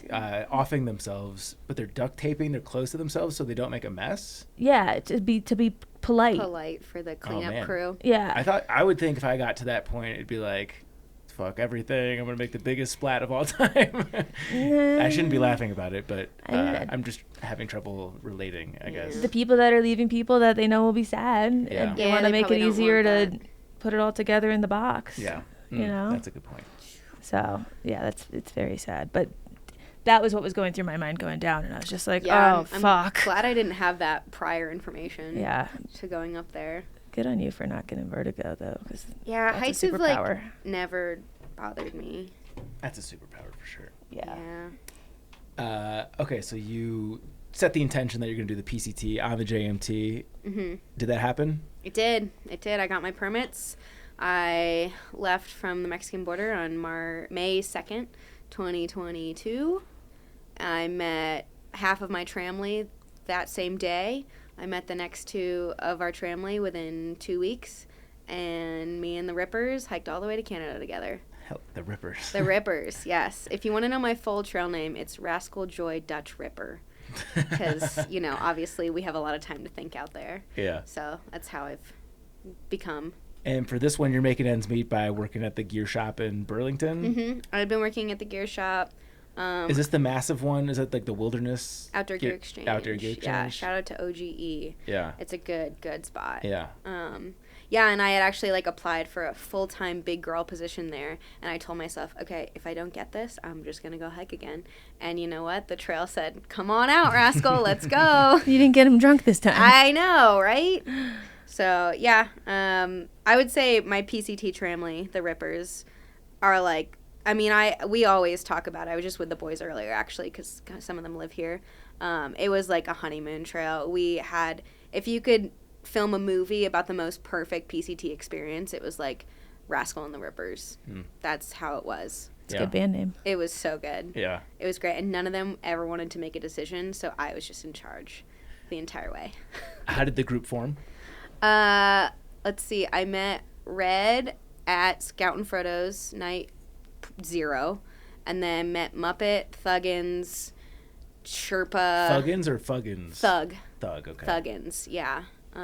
Day 1 and Data, and then we met Muggs and Rue on top of Beta and Powell and collected them as well. And then we never wanted to be apart from each other. Like, some of us would go off for a day or two, but then we would all have FOMO about missing each other, and we'd all stick back together. So we're all still most of us are still pretty close. Yeah. It sounds like you were hauling ass. I was like, I want to do big miles, and you boys are coming with me, so let's get to it. Yeah. We're not going to spend too much time in town, and we're going to have fun still. We had a blast, and thank God we did it that way, because we finished the PCT, and then 8 hours later, they shut down the last 30 miles of the trail because of a fire, and then nobody for the next 3 weeks could finish the trail. Yeah. Was that the year that they set up the fake or the alternate terminus? We got back to Lion's Den in Mazama, and we made a fake little terminus for all the other folks who You made it? Yeah, we helped make it. Aww. We painted it and stuff. That's cool. It was cool. Some people were not receptive to it. It was kind of weird. It was some people were like, oh, that's really nice of you, and then some people were so pissed that some of us had finished. I guess, I don't know. It was a weird time for everyone. Sure. And you don't, I don't want to, make anyone feel bad, but I'm just glad we didn't dilly-dally. Yeah. Yeah. You had your stats on your Instagram. You did 21.6 miles per day on average with 10 0 days. You spent 114 days sleeping on the ground, averaged 150 miles a week. You blew out 5 pairs of ultras. You took 20 total showers, and that was 16 in California and only 4 in Oregon and Washington. Mm-hmm. Those are some good stats. Yeah, I really like numbers. It's so funny. I tracked everything on my Strava for PCT and then CDT as well. And then once my travel was complete, I decided maybe I should just not track anything and not keep any stats. And so that when I went to New Zealand to do Tiarora, I didn't keep any stats. I don't even know how many miles a day I did. Sometimes it wasn't even 20, which my triple chrono brain thinks that's wild, but it was such a freeing experience. It was so cool, but I'm also so thankful I have those stats because I can look back and be like, oh, I remember this day exactly. If you were to do another trail, stats or no stats? I think I'm gonna track the next one. Yeah, I haven't decided because I haven't decided what how many amps I want to bring on my battery bank.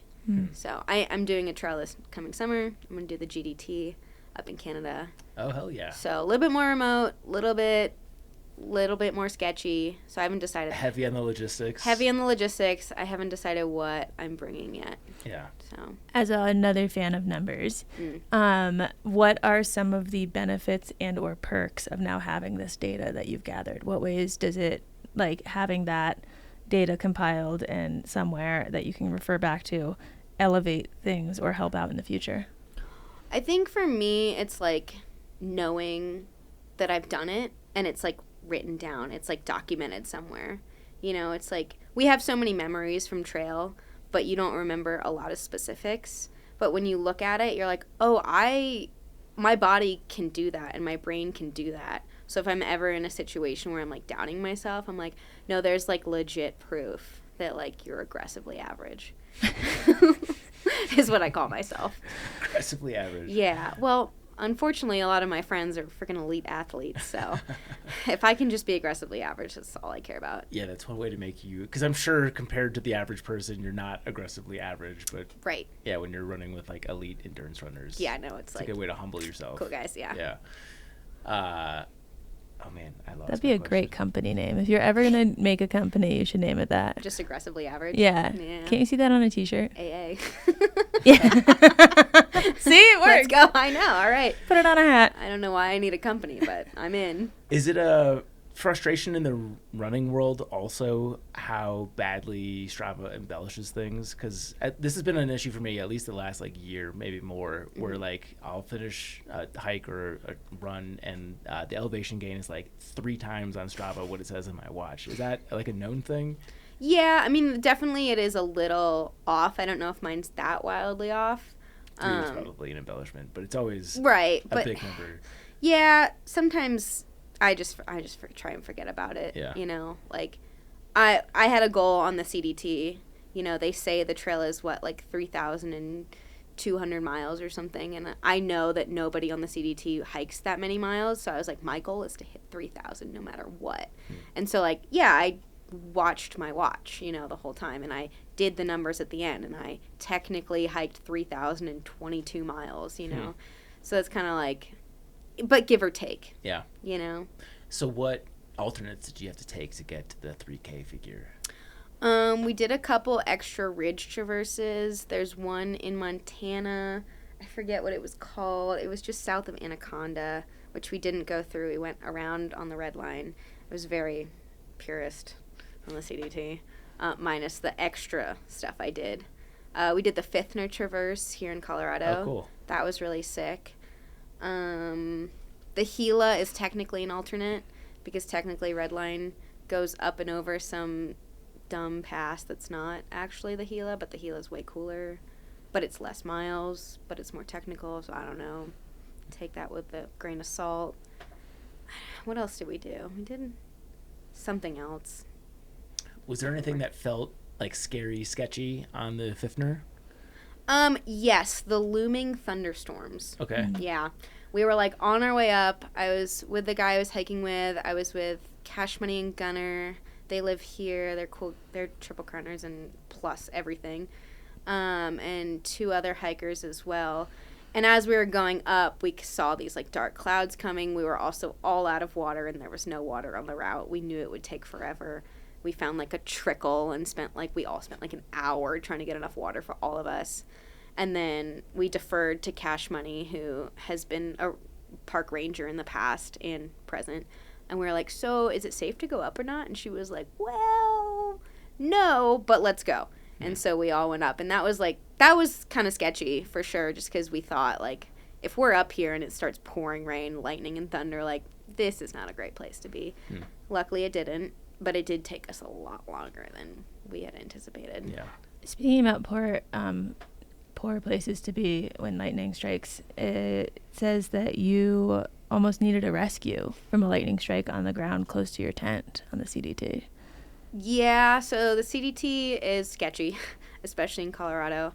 And we were in Colorado like mid-October. And so weather's unpredictable, but we knew there was a storm coming. We had just left Lake City. And most people were all taking the Creed cutoff because of the storm, the weather coming in. But we wanted to go through the San Juans because that is freaking gorgeous and amazing. It's part of the trail. It's more miles. obviously. And so we went in knowing there was a storm. It was a group of like 1, 2, 3, 4 of us, I guess, going in. And it was like we could tell in the day leading up to it that there was weather coming. We didn't know how severe it was. I had never actually hiked in Colorado before the CDT, really, and I'd never really been out here. So I didn't realize how serious it really is. And so at one point it was just me and my partner at the time, and we were up at like a 12,000 foot plateau and lightning hit. And all I can remember is like my brain telling me to run.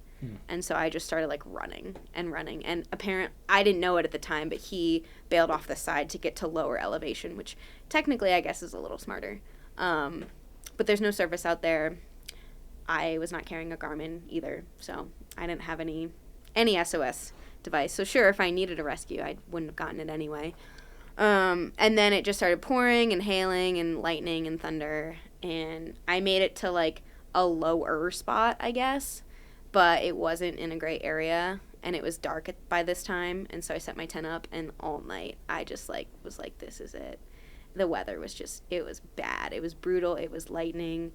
I could feel the ground shaking. It was also snowing, and I'm like in my ultralight summer setup, so I'm like, cool, now I'm a little chilly, and I'm like soaking wet, and my tent's not really set up. I'm just like holding my trekking pole that has my like tarp over me, like draped. I don't sleep like a wink, and then I get up the next morning, and there's like a foot of snow everywhere, and I don't know where any of my friends are. That's a nightmare. I was like, cool. I don't really know what to do besides move forward, because that's my whole thing, is you always just keep moving forward no matter what's going on in your life.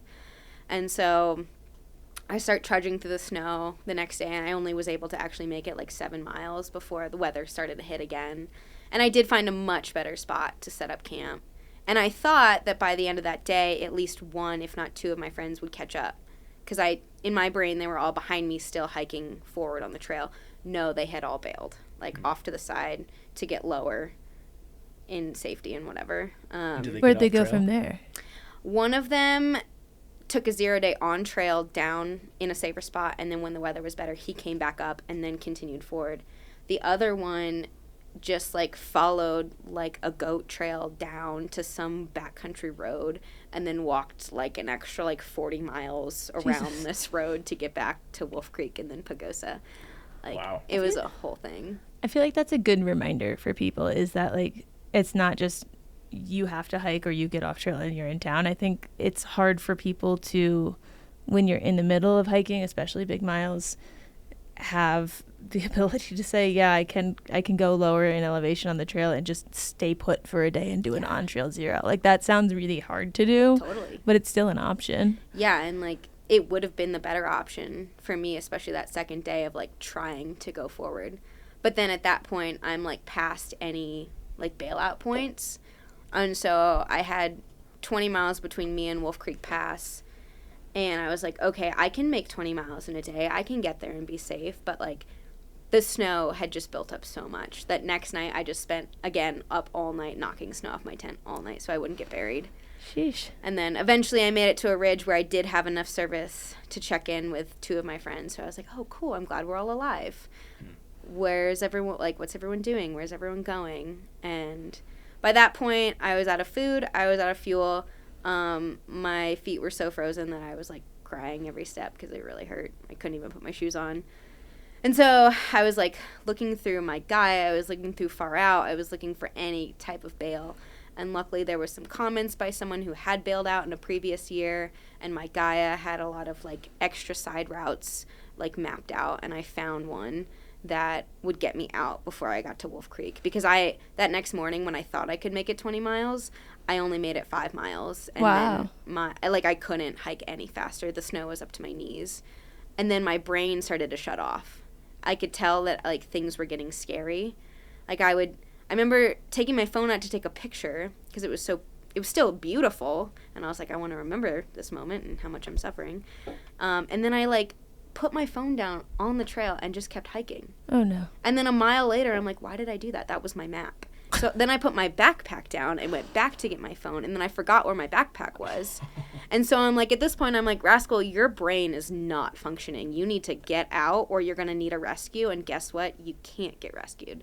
So get yourself out right now is what I told myself. And so I found that side trail, and it was like, luckily as I got lower, the snow lessened, and then it was like 12 miles to the road. And I remember making it to the road, like somewhere on the south end of Wolf Creek Pass, and just like running out into the road so that the first car that came by would have to stop. And they were like, what the hell are you doing? And I was like, I almost died and I need to go into town right now. I'm getting in your car. And he was like, oh, okay. Cool.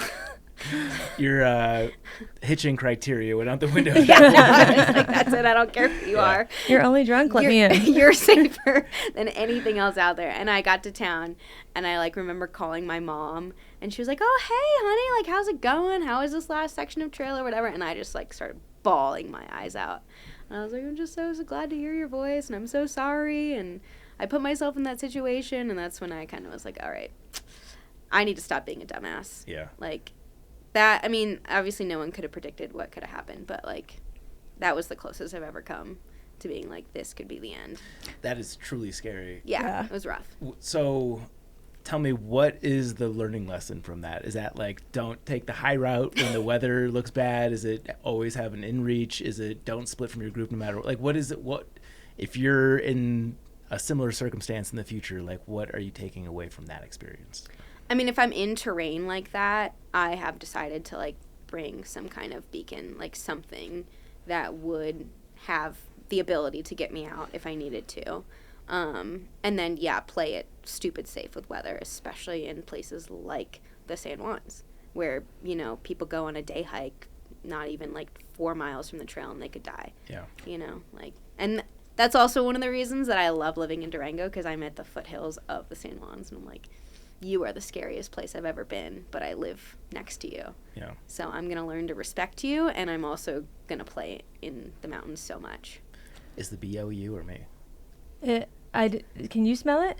Oh, I can smell me. I was wondering. I can smell me, but Okay. I don't think you would be able to smell me. Well, that's what I didn't put on deodorant, and I do smell. I have ran but I don't- and hiked today. I don't think you would be able to smell me. I have not done anything physically fit today. I sweat outside, but I didn't do anything of fitness achievement either. Well, you've got this sweatshirt on to bake it in. You've got a sweatshirt on, and you're strange. Go into the Trek studio right now. I literally had to run the space heater today. Really? They do this What? to punish us because last week they didn't switch it over to like summer mode because it's fucking March. So it was like 80 degrees. And they're to the point where Jess, who's always cold, is like, her face is red. She's like, is there any way we can get the temperature down? So I talked to the people at the bank. They're like, yeah, we'll figure something out. And like now it's a refrigerator in there. Like, Cool. haha. They So really you'll Yeah. never Baked make it a request backwards. again. Yeah. Yeah, no, I'm a little stinky, but no, not enough that you would be able to smell it from there. Part of the reason I put the sweatshirt on is to also capture some of Yeah, the I BO. appreciate that.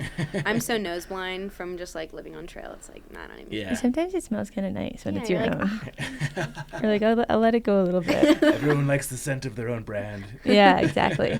Okay, small moments on trail that like non-hikers would not probably think about initially, but if you've hiked a long trail, everyone's got one of these moments, and it's like the pure joy / oh my god of when you get separated from people in your trail family and then you like reconnect, or you get separated from someone you've liked hiking with and then you see them down the trail and you don't know what's coming and you're like, oh my god, like you made it, you know.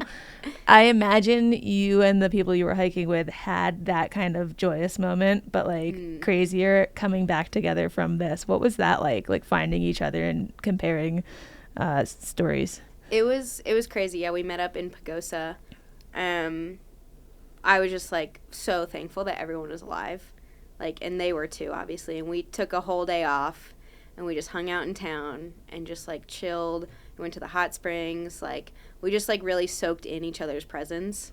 You know, we like got up early, made breakfast with each other, and all that stuff. And it was just like really, it was good to know that we like pushed it to get out there and then like got caught in some shit, and we were all able to like figure it out enough where we didn't die and perish, and then check in with people behind us too was like a huge thing. Actually, my friends Cash Money and Gunner was talking about, they got caught in the same storm, and they had an almost even worse experience because they're a couple and they were hiking together where they split up their tent. And so one of them had a tent and one of them did not, technically. And one of them spent a night at 12,000 feet in that storm without a tent. Sheesh. Yeah. So What did they do? curled up. Like I think he's the one who had the tent body, so he just like burritoed himself into it. And then Cash Money luckily had found one of their other friends, even though this guy is like stupid ultralight and had like just this tiny little square tarp. They like shared that enough where like they were okay. But their story was even crazier because they got separated. One went down the wrong way thinking that's where the other one went, but that's not where she went. She was looking for him. They like couldn't contact each other. They actually contacted search and rescue each separately, which told them that the other one was okay. Yeah. So that storm really fucked up a lot of people. Yeah. So in your hiking group, did you have the worst go of it? I don't know. I mean, like for me personally, it was the scariest moment of my life for sure. I'm just wondering, like, if the paths that they chose were the correct ones based on like them having. I would say probably Gunner, who had to like burrito himself in a snowstorm at 12,000 feet. The guy who never carries pants or any like layer besides like a rain jacket, you know, like in snow. That just it's lucky that he's alive. That's totally, yeah. It's wild. It was so CDT. I'm here for it. Let's go. Just be careful. Did that rattle your cage? Like, were you nervous to get back on trail after that? No, because that was like the sketchiest section, I think. I mean, we still had a little bit of Colorado left before we hit New Mexico, but I mean, yeah, it rattled my cage, but it did not deter me at all from hiking or like continuing or anything like that. It just kind of like opened my eyes to like, okay, you're not like invincible, like even though you think you are, and like your favorite thing in the whole world could kill you. Yeah. So just like, you know, be aware of that. Yeah. Did you learn any tips that you now apply in terms of, like, when I went on the Colorado Trail, I wasn't really thinking too heavily about lightning. Like, you know, it's going to happen, but whatever. Right. Like, learned the smallest tips, like that fog is actually really wet, you know. And so, I'm just going to walk through that fog. Now I'm soaked. Did you learn anything like that you're like, maybe a newbie might not know this thing, but now I swear by it? I mean, if your gear's wet, you need to try and do something about it. Like, I was in all my layers, sleeping with my wet socks in my pants to try and dry them out. Untie your shoes before you go to bed, because if your shoes freeze, you can't get them on, and that really sucks, because then how are you going to walk and hike? Even though, like, I was out where there was tons of water, like, I stopped drinking water. My brain was, like, shutting off. So it's like, remember to feed yourself, remember to drink water, and make smart decisions. I don't know. It's things like that. Untying the shoes is a good one. I have not heard that one. Yeah, that really screwed me over that next morning, because I literally just had like my toes stuck in the shoes and I was like shuffling. Yeah. And I was like, this is all I can do. Yeah. And the staying hydrated in the cold is an especially like important one, because I never drink when I'm out doing something cold just because I'm not sweating and like I'm physically, like my body feels like it's not receptive to it. But yeah, like that's when you get dehydrated. Yeah. Eating's hard too. Like on the AT, when it was really cold when I started it, I wouldn't take any sit-down breaks because it was like, I'm too cold to sit down. I don't want to sit down. And those are my prime snacky times. So just when you keep moving, you don't remember to snack as often either. Yeah. Yeah, it's really important. Do you want another one of those? Yeah, We have not cold ones. If you can stomach. I have it. ice cubes too.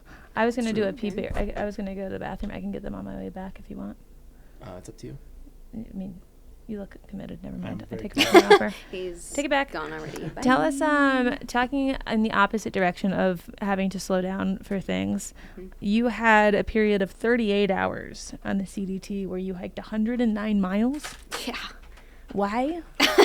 You know, we ask ourselves that every day. The Basin in Wyoming is not, like, pretty. There's not much to it. It's dry, it's flat, it's long, there's not much water. And a lot of hikers just decide to try and, like, you know, do it in big chunks. That's, like, one of the things on the CDT. Oh, sweet. And so we the guy I was hiking with before we even started the CDT, he had actually already done the CDT before we went out there together.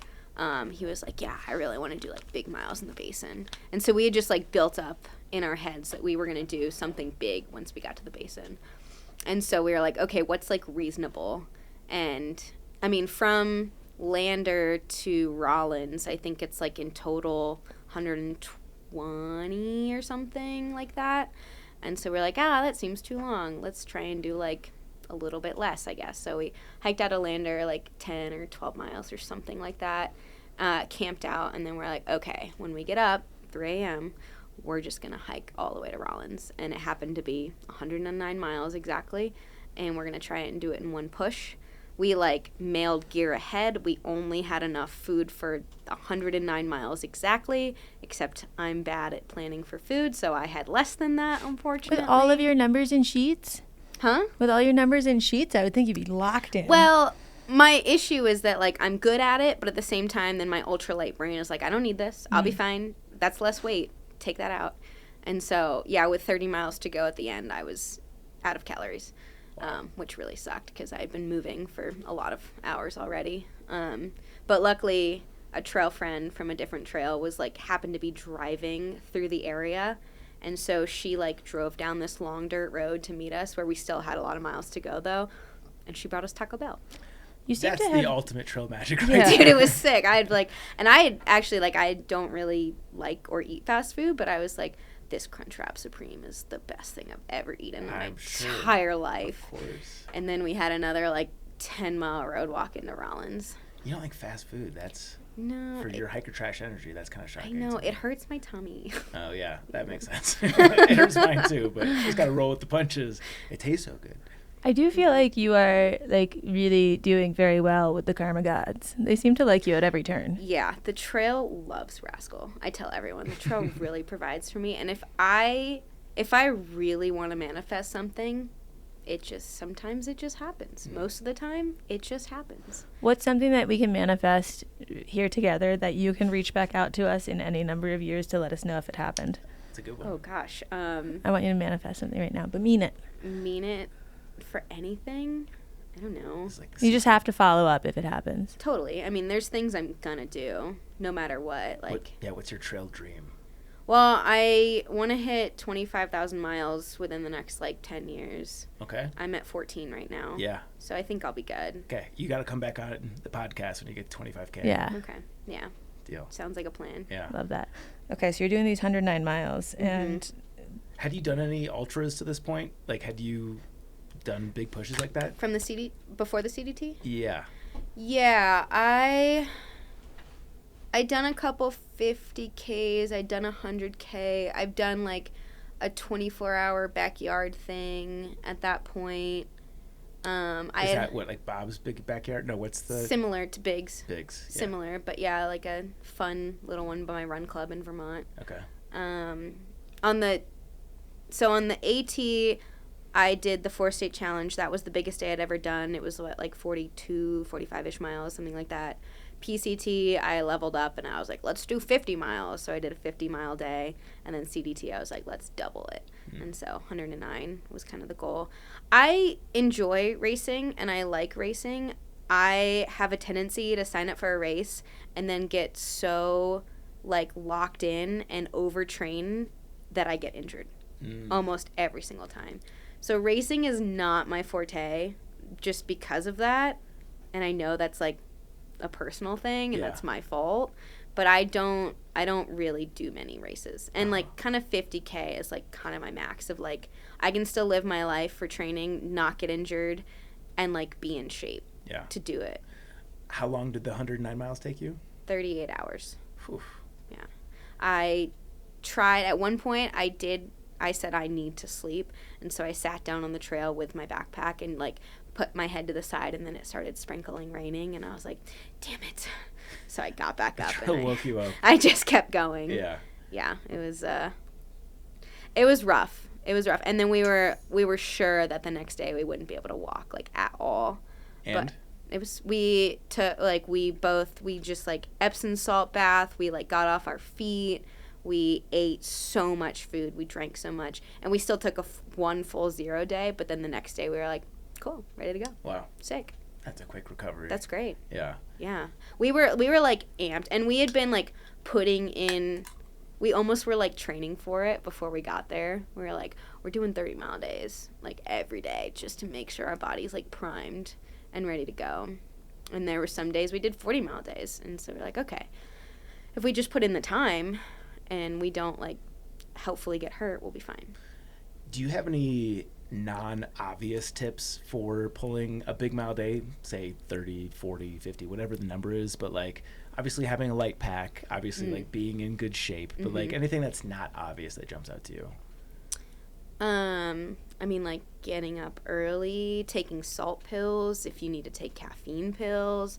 Sometimes for that big push that I did, I carried like a very small little thing of baby powder, because anytime I felt like my feet were sweaty at all, I would just like douse them in baby powder, so no blisters, so that way I had no excuse. How often over the course of a thru hike are you applying baby powder to your feet? Is it just like those big pushes, or is that like a daily thing? Just those big pushes. My feet are pretty jacked up and adapted to life. I have a couple toenails permanently removed because, like, who needs that weight? Ultralight.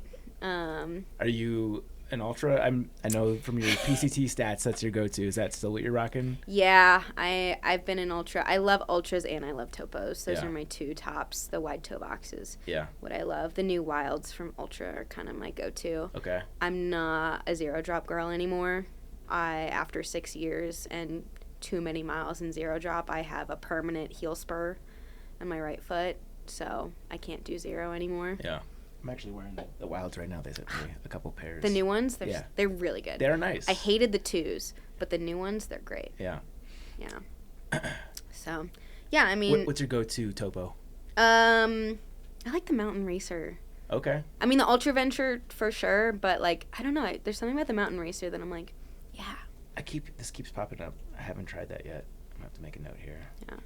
It's good. I like them both. And I mean, I'm Team Ultra because, you know, they're great. Yeah. And once you get into a wide toe box for the first time, it's like, oh, this makes sense. Yeah. Yeah.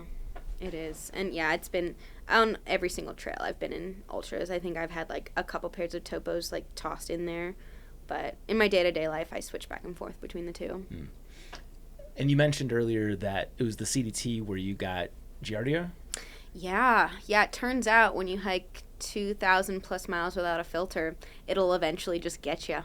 That, having not hiked the CDT, that seems like a tough trail to not have a filter, because there's some, especially in the south, there's some questionable water sources, right, and that's where it finally hit me. Uh-huh. Like, Colorado, I was fine. Montana, I was fine. There was a little sketchy in Idaho and Wyoming that, like, I don't know, could have gotten me, but yeah, I remember the first sip of water I had in New Mexico.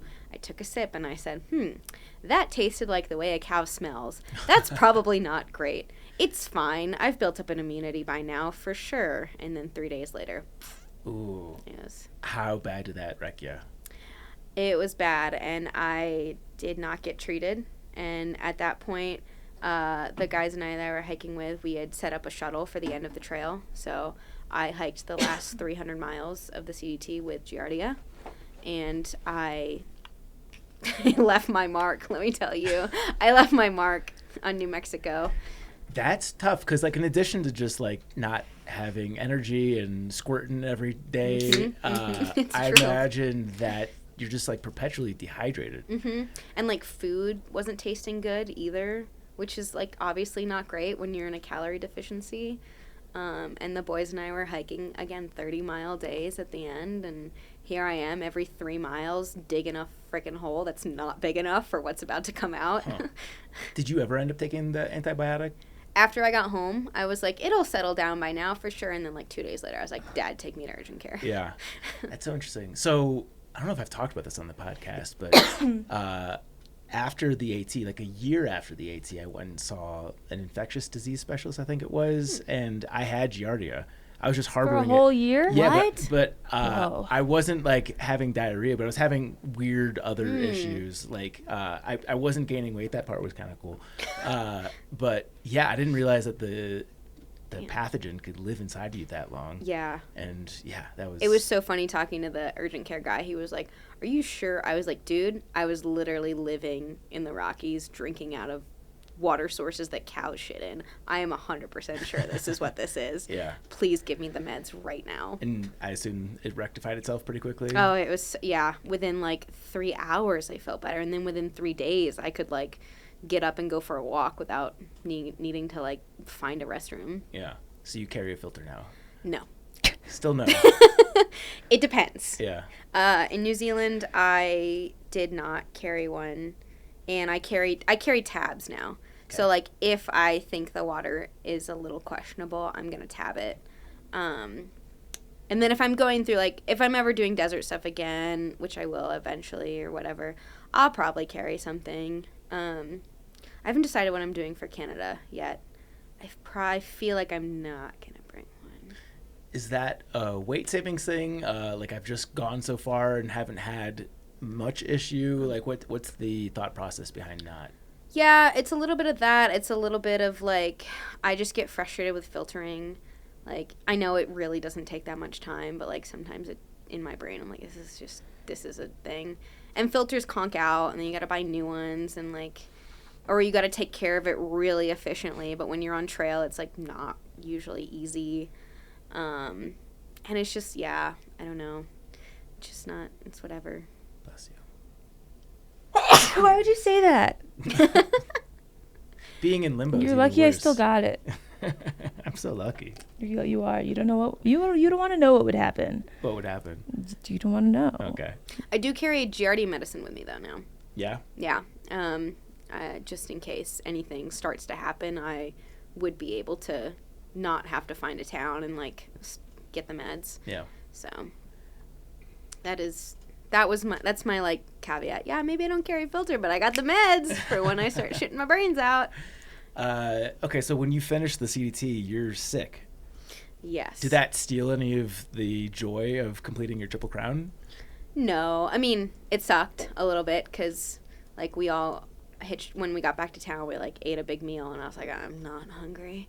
But no, it was the Mexican border, so it was a little anticlimactic, but at the same time it was finishing the Triple Crown, something I had worked hard for. I kept a continuous footpath on all 3 trails. Like I did a lot of bonus miles. I feel like I really embodied the hiker trash lifestyle. You know, I wasn't platinum blazing at all ever because I don't have the money for that, but like also because I want to suffer and I want it to mean so much more. And I think ending the Triple Crown while shitting my brains out also made it more like, damn, I can literally do anything. And even if it's not like the most enjoyable, like it still was like really awesome. Yeah. And really cool. This is a challenge question. You know which one I'm looking at. Oh yeah.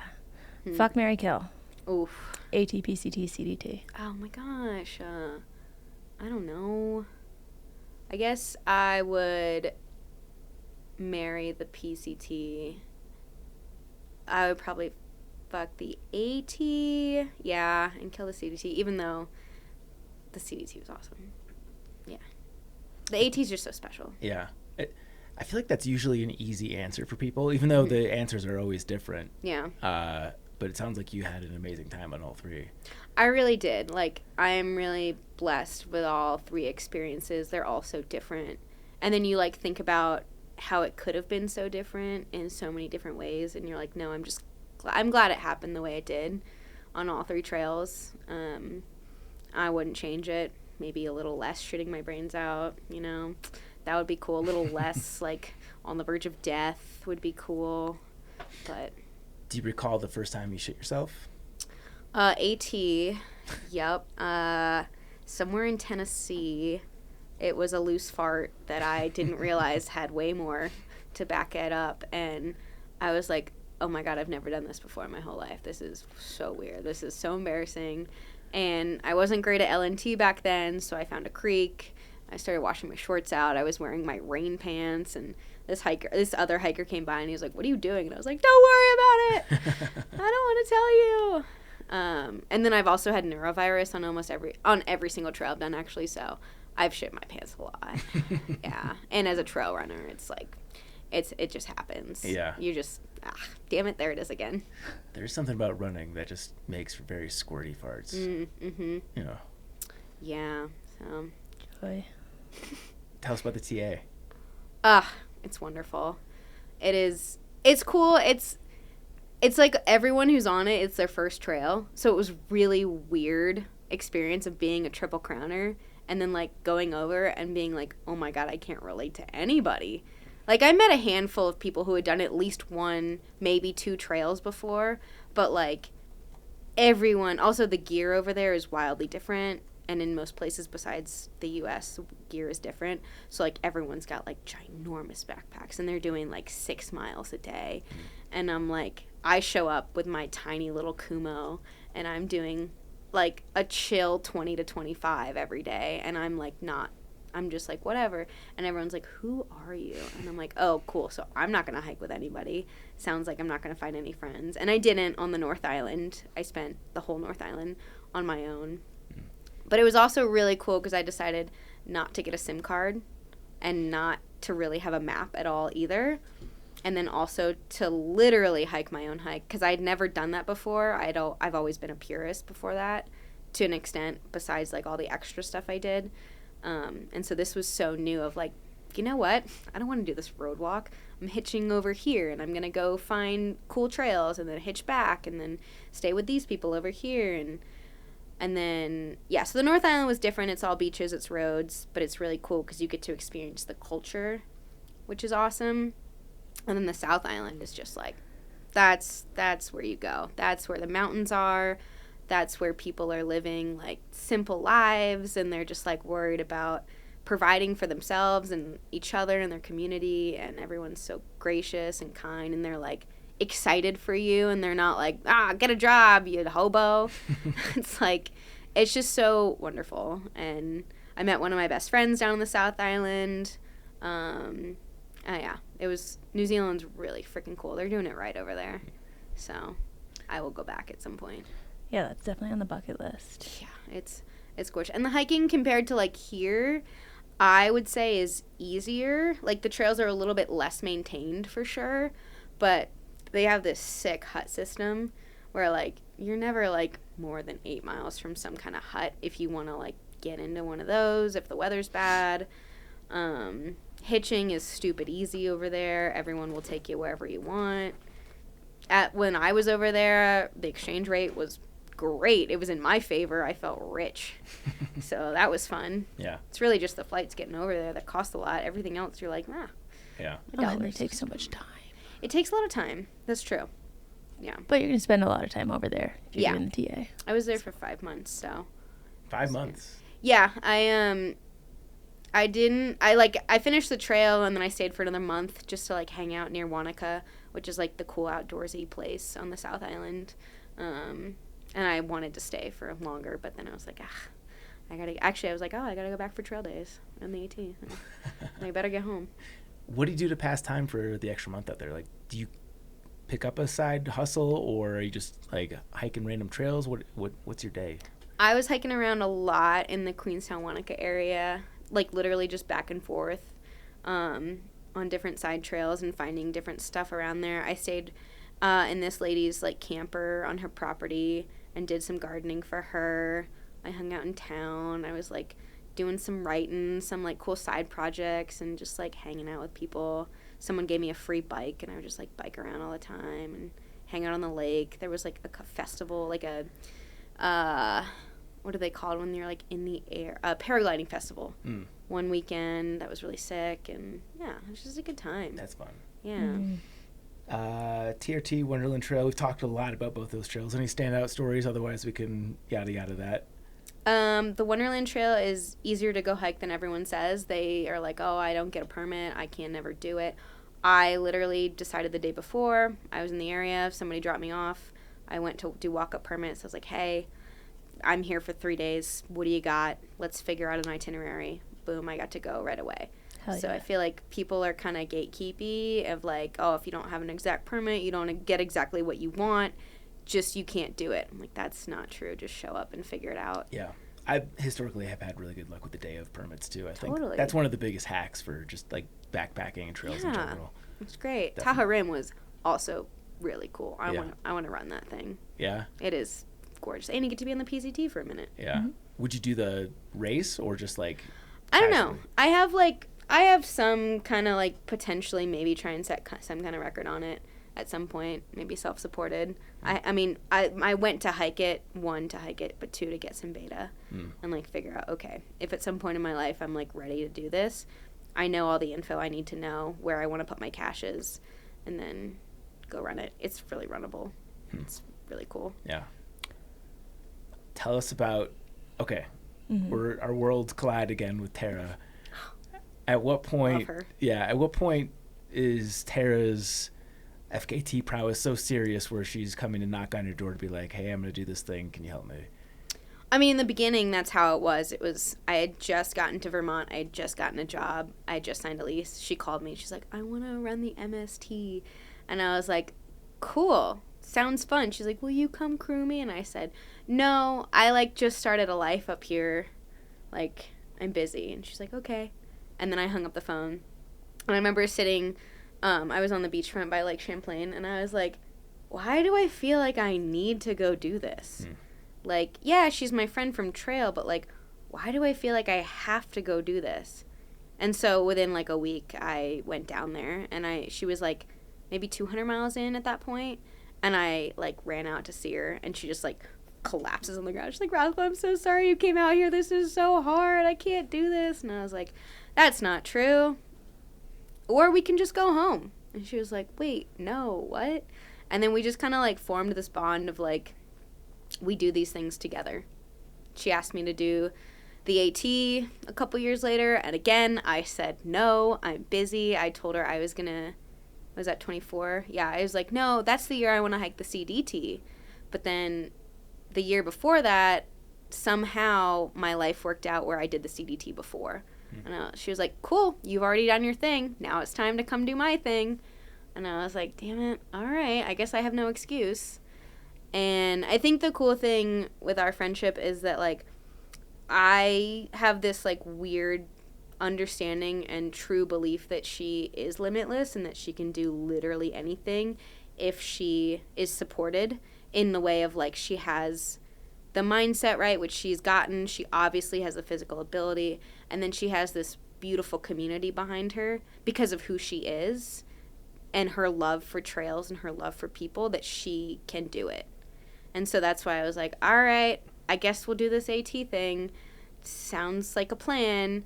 And I literally remember, like, we hiked to the top of Katahdin together so she could start. And she, like, went down the AT, and I came down the short trail so I could get in the van and quickly get around to her. I remember the first hiker, like, that I came in encounter with, he was like, oh, what are you doing up here so early? And I was like, oh, I'm dropping off my friend Tara Dower, and if you Google her name in, like, 41-ish days, you're going to see that she's gotten the record for the Appalachian Trail, speed record or whatever. And he was like, what? And I was like, mark my words. I don't know why I said that. Like, I just said it. Manifesting. I truly believed it. And then, yeah, we just, like, it seemed every day, it seemed impossible, but I was like, I don't know how we're going to do this, but we're going to freaking do this. Well, one of the things that was really interesting about her episode was her describing kind of your role in the picture and how the trail, like, she was very humble about how the FKT couldn't have happened without the crew around her, which I thought was great. But you've kind of painted the picture a little bit too with your love of numbers and your gathering data and all of that. And I think if someone were to listen to her episode and then come into this one, or vice versa, I think there'll be a very nice hand-in-hand episode duo. But it seems like you had a really, really big role in that crew and in a lot of the logistics and how things happened. And I don't think that you could have done everything that she's saying you did without being really good with numbers and that type of personality that just loves to see that on a nice sheet. Can you kind of talk us through what goes into that back end and all the different components of what your role was and what that day-to-day looked like for you from that angle? Yeah, I mean, going into it, and she had told me this from the beginning. She's like, Rascal, I want you there because you're good with numbers. She kept saying that, and I was like, Tara, I suck at math. I was like, I was never good at math in school. But she is right when it comes to trail, when it comes to miles, when it comes to, like, vert and distance and time, my brain just, like, clicks, and I get it. And I, like, because I also know her so well, I can kind of, like, predict that in a lot of ways. And so I guess going into it, I also didn't realize how much of a job it was. It wasn't just, like, following your friend around in a van and, like, tossing her some calories and being like, you go, girl. It was, like, within a day and a half, I was like, oh shit, this is going to be rough. And the first 10 days were so rough. And the weather was awful in New Hampshire. And I sprained my ankle day 3. And, like, I was like, I don't know about this. But, like, I always went back to the numbers of, like, okay, if we can just, like, somehow keep pushing, if we can keep going, like, eventually we could do this. And because we both have such a love for the AT and we know it well, you know, we're from that side of the country, we know people all up and down the trail, and because she is who she is and people want to come support her, I was like, okay. And then we just, like, got into a groove. Her mom and I were there the entire time, and we just kind of figured out a groove and how things worked, and, you know, at what time of day does she get cranky, and what does she need, and what time do we have to get her to bed. And then eventually I stopped being the friend and I became the bad cop, which was also important for, like, pushing the pace all the time. And, like, what sorts of things would you say to her as the bad cop?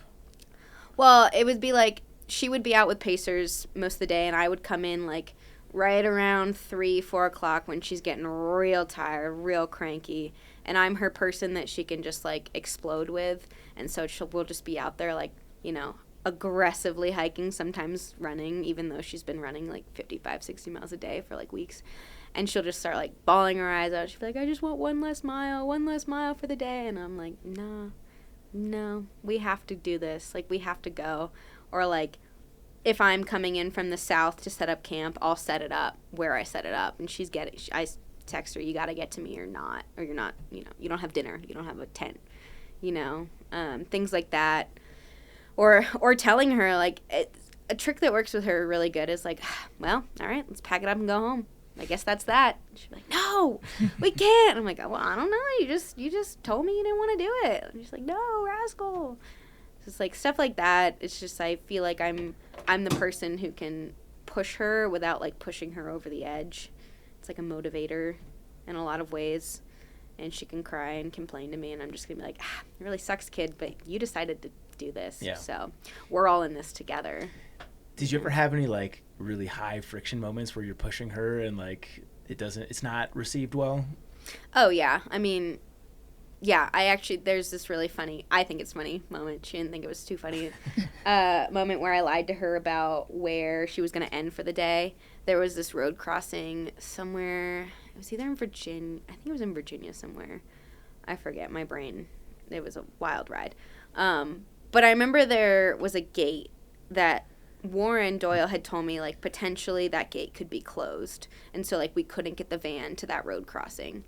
And so I, like, looked at Debbie, Tara's mom, and I was like, what if we just, like, tell her the gate's closed? And so she has to do the next 4 miles to get to us because, like, oh, no, we couldn't get to her, you know? And Debbie's like, yeah, like, we need to do that because we need every single mile every day no matter what. Even if it's a half mile, we need to make the extra progress on the record. And so I was like, okay, cool. So I, like, texted her, called her, I don't remember, and I was like, hey, the gate's closed. Like, I can't get the van there. I'm so sorry. You guys are going to have to go an extra 4 miles, like, you and your pacer. We'll see you at this point. And, like, that's that. I'm so sorry. And she was like, okay. Then, because people were able to follow us and, like, show up randomly, we had this great person. We love him dearly. Alpha Gal. He, like, knew where Tara was going to be, so he drives up there, past the gate, sitting there with his car, and he gives them, her and her pacer at the time, like, ice cream sandwiches or something. And then he drives back down to where we're meeting for the night. And he's like, hi, I'm Alpha Gal. Like, oh, it's so nice to meet you. Like, thanks so much for coming out and supporting. And he's like, yeah, I just saw them. I gave them ice cream sandwiches. And I was like, what do you mean you just saw them? And he's like, yeah, I drove up this road and I, like, dropped them off an ice cream sandwich. And I, like, looked at Debbie and she looked at me and I was like, oh, no, she's going to hate me. She's going to know that I lied. And then, like, yeah, her and her pacer come in and they are salty when they get to that road crossing, and she won't speak to me, and she just, like, sits down, and, you know, we're doing all her foot care, and I'm like, we got you Mexican food, and she's like, I don't want to talk to you. Okay, but, like, we also got 4 extra miles in, and you can sleep an extra half an hour in the morning, and she's like, I'm not speaking to you. Oh, man. That's funny. But we needed those miles, you know, like, and in the end, obviously, we look back and laugh at that. Yeah. But, have you ever had any legit fights? I don't think so. She's so forgiving.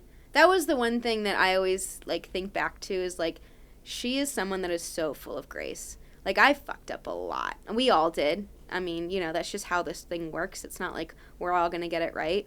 But there's so many times that, like, maybe I forgot to bring the caffeine pill for the morning and gaslit her and told her it was her fault, but it's fine. But there's just, like, so many times that she just, like, you could tell it's frustrating, but she just, like, takes a deep breath and she's like, it's fine. It's fine. We're going to get through it. We're all going to be okay.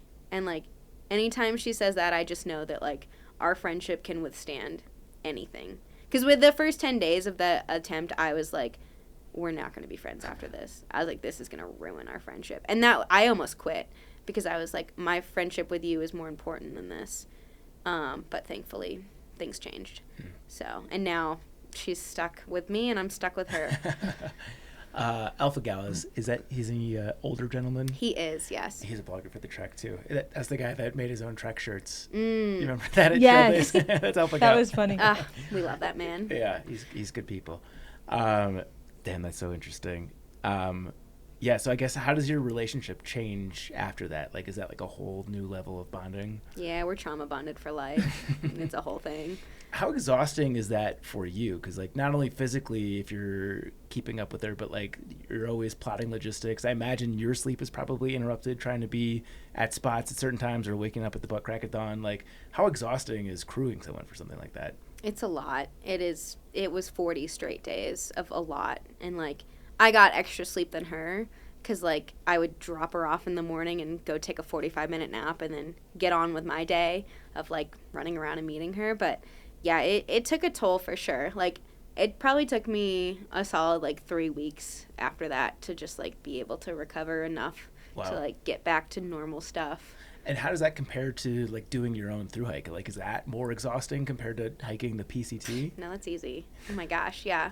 Like, actually, I was just talking to my buddy earlier today. He was like, yeah, after the PCT, it took me, like, 3 months to start running again. I was like, it took me, like, 3 weeks. I was like, chill. It's fine. 3 days, maybe, actually. I was back to it. But, yeah, I mean, it definitely took a toll. Now I value sleep so much. Because when you are that sleep deprived for that long, it is, like, the only thing that you crave. Yeah. It is, like, all I want to do is shut down. And so that, yeah, my sleep deprivation training is, like, top notch. Yeah. It is stupid. If you decide that you want to have kids, you'll be well trained for that because that's a big part of it. Dear Lord. Is there ever any part of you doing all this and doing all the support and, you know, cleaning the feet and putting food in her mouth and planning her bedtime and doing all that where, like, it's hard to almost take the backseat role, or where it's like, you know, now this thing that you've lost all this sleep and you've done all these miles and all the things that you've accomplished on this trip, and it's like all the shiny recognition and the talk shows and the press and all of it is just like Tara, Tara, Tara. Is there ever any part of you that's like, where's my fucking medal? No. I mean, sure, like, it's nice to get recognition. Like, I love that. I love when people recognize me, like, out and about, and usually it's always, like, in relation to Tara. I mean, like, it's just part of my life, and I decided to do all of this. Like, I make the decision every time to put my life on hold and go do it because it's something I want to do, too. I always tell her that, like, going out to do the MST with her back when we had no fucking clue how to do any of this stuff was, like, one of the best times of my life. Like, I had so much fun. And so that's why every time she's like, let's go on this crazy adventure, I'm like, sure, sounds like fun, even though I know it's not always going to be fun. I also don't want to be in the limelight as much as she is. Like, as her best friend, like, I see what a toll it takes on her. I'm an extrovert, she's not.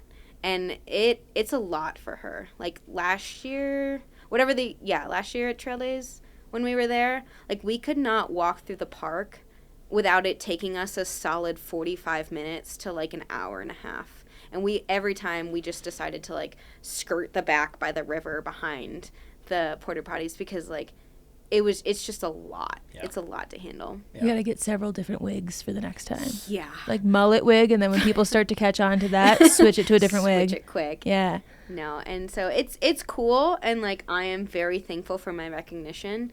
And I always remind myself that I decided to do this before I knew that there would be any type of reward of anything, you know, whether it's a free pair of shoes or, like, you know, recognition or anything. And now it's part of my story, and it's really cool, and I love it. You also had said something interesting, which was that you learned a lot about what it took to crew someone on something like this, and that it wasn't just, you know, meeting up with your friend and tossing them a snack. If someone is trying to take on a bigger endeavor and it's something where either they need a crew or they need to be crewed, what are some things that they wouldn't think about that actually are really important to know or to do or to be aware of going into it or looking for someone to help? Yeah, I think what works for us so well is that we have a solid relationship with each other and our crew members. And we do it because we care about the person and we care about the people and the community and, like, the trail and, like, the recognition we're bringing to the trail. I think it's really important to have more of a why than it is of, like, oh, we're doing this and we need to remember to, like, drive here and have these certain snacks and, like, and I think Tara as the runner is, like, one of the biggest, because of all her grace and all her, like, care, is the biggest reason to why it works so well. It's like when I think about crewing other people, I'm like, I don't know if that would work. I really don't. And I've heard horror stories from other people who crew, like, some really big endeavors for some really big people of, like, they get nasty. Like, when you're that depleted, when you're that out of it, like, some people, they flip a switch and they may be the nicest person in a normal situation, but when they haven't slept or eaten or whatever and they've been doing 55, 60 miles, they become a different person. Oh, I'm sure that would be me. Yeah, I was thinking the same thing. Like, no one would want to be near me. Right. I wouldn't want to be near me. And so it's, like, really, yeah, I guess like, I've known attempts to fail because of that specific reason, and then the crew's like, I'm going home. Yeah. You know? People would give up on me after the first day. Yeah. This fucking monster. So, yeah, I think it's sleepy. honestly just picking a good team, and then everything just kind of falls into place after that if you're there for the right reasons, and the person you're crewing and the crew, like, mesh well together. Yeah. Do you have any advice for someone looking to get into running after through hiking? Like, is it just a pretty natural transition? Obviously, you're very fit from doing all the trail miles. Is there, like, any non-obvious advice from that front? Don't overdo it, which is, like, kind of obvious, but, like, I think I was talking to Blaze about this a couple months ago. Like, people want to get into running, obviously, after they have this, like, insane amount of fitness, and they're like, oh, 50K, easy, let's go. But, like, everyone tends to just, like, start to get injured because you have this mindset from trail where you're like, I get up every day and I push myself super hard. That doesn't really work in the real world. Like, we have other things to do. We sit still for a long time. We have the opportunity to take care of our body better when we're off trail. So, like, nutrition, stretching is cool, you know, like, proper sleep is pretty awesome. Not carrying around a backpack all the time. So I think it's just, like, getting into it slowly. Don't kill yourself and whatnot. Yeah. Which is, coming from me, is hard. It's like I've had to learn that lesson. I've had some kind of overuse injury every year for the past 7 years, so I'm like preaching to the choir. That is myself, but you know. You mentioned, I already forget the name, that small company that does the running vests. I guess the company that makes your shorts also does running vests, but that's not what you use for running vests, right? I use Ultraspire. Ultraspire. For my vest and my waist belt. What do you look for in a running vest? Like, what are the key criteria for a good running vest? I like pockets where the water flasks don't disappear on you. When you take one sip, they're gone, and then you have to like go digging down in your chest to get a water flask. Side pockets where your phone doesn't just bounce out on the trail and that's it, you're done. Ultraspire is cool. I love their little like high shoulder pockets. I have like my little to-go first aid kit of like, you know, the pills I would potentially need, and I have my sunscreen, my chapstick, you know, it's like the little things. It rides well. It fits a small chest, which is cool because some running vests are like, it's way too big on everybody, even if you cinch it all the way down. Chafing, if anything chafes, I'm not touching it. Yeah. Not at all. I'll ditch that immediately. And what are you bringing with you on every run? You mentioned sunscreen, chapstick, obviously water. Yeah, and calories is a big thing, which I need to do better at. Gels with as many carbs as possible is a good thing to have.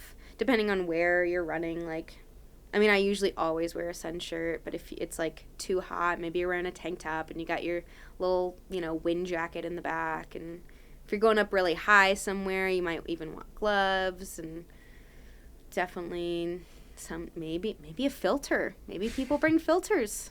You know? That's that not way you don't crazy. Have, you don't have to carry that much water. Yeah. Cool. So pretty much just hydration and calories is the big thing. Any other little things you want. So what's next for you? Trail-wise is the GDT this coming summer. I'm going to go crew Tara at Western States at the end of June, and then immediately leave and go up north. I'm going to do the first or last, depending on which way you went, 90 miles of the CDT up in Glacier again, because it's just unworldly up there. It's so beautiful. Hot take, Glacier's better than the Sierras. Don't kill me. Northern Cascades might be number 2. And then, yeah, hike into Canada and do that. And then, yeah, get back to work and save up for the next one. Hell yes. Love that. We have a sponsor question. This is the Stay Salty question presented by Element. Use our URL, drinklmnt.com/trek for a free sample pack with your order. Do you have a hottest take in the world of backpacking, trail running, outdoors? A hottest take? The most fun route is usually the hardest route. So don't be a baby and wimp out on it just because there's an easy way out. Also, yeah, I think that's good. Grind, I love that. Where should people go to keep up with you? I'm on the Instagram. It's my government name, @MeganJoy94. Where else? I think that's it. You can follow me on Strava to check out all my Durango runs and whatnot. That's pretty much it. Yeah, I'm going to have to pick you up on Strava to make myself feel very bad about myself and my 10-mile-an-hour run, or my 10-minute mile runs. You're getting out, and that's all that matters. Yeah, I agree with that. Yeah. Well, Rascal, you're a badass. Thank you so much for sharing your story with us here on Backpacker Radio. Thanks, guys. Yeah, super fun. Okay, this is the bonus. But to the Trek propaganda portion of today's show, this one is with a past guest and I think probably a future guest. This is the gear that lasted me 10,000 miles in 1 year by Pegleg, the all-star of the Trek blogger crew. In 2025, I threw like blah, blah, blah, blah, blah. You guys know her story by now. She's going to come on and give you all that. But I just want to highlight a few pieces of gear that she used for the entire trip, which is kind of bananas. One of the pieces that she highlighted is the Katabatic Palisade 30-degree quilt. This is a quote from the article. When I was preparing to hike the calendar year Triple Crown, I planned to set out with my Katabatic 30-degree quilt and have a backup Katabatic 15-degree back home. I figured that somewhere on the AT late February, I'd want the warmer bag. In the end, I actually just wound up using my 30-degree quilt for the entire trail, hiking on all 3 National Scenic Trails in all months of the year. For a significant portion of the year, I added in a silk sleeping bag liner just to add a bit of warmth. But other than that, I was able to stretch the temperature rating of the Palisade 30 into all weather conditions. That's a good endorsement. She also highlights the Anchor 20,000 milliamp hour power bank, which is good to know that those things can last that long, because I've had some lemons in my life. And this is impressive, is the Thermarest Neo Air X-Lite, because those things can pop if you don't baby them. Yeah, I'd love to see how she sleeps. Yeah. She writes, inflatable sleeping pads are notorious for leaking, popping, and having issues. When I set out on my long year of hiking in 25, I was expecting to go through a whole lot of sleeping pads. I even started with a pad that had already 5,000 miles on it. So I guess 15,000 miles is what she got out of it. But yeah, these are just a few of the items that she shouts out in that piece. But always good to know what can go the distance, for sure. Question of the day. This feels like it should be a you question, but this one popped up on my feed. I'm like, oh, this is perfect for the podcast. I am surprised that you came up with it, but I do like it a lot. This is a good one. Would you rather get $1 million guaranteed or flip a coin for $1 billion? I really don't know. Yeah. I think that's my answer. I mean, I'll pick one ultimately, but I would probably, I know, I hate the part where I actually have to decide. Go back. Come on, screen. Sorry, I switched over to my future segment and stuff. Okay, sorry, I just had to switch back. Is this $1 million guaranteed after tax or before tax? We'll just play this is after tax, because that does change it quite a bit.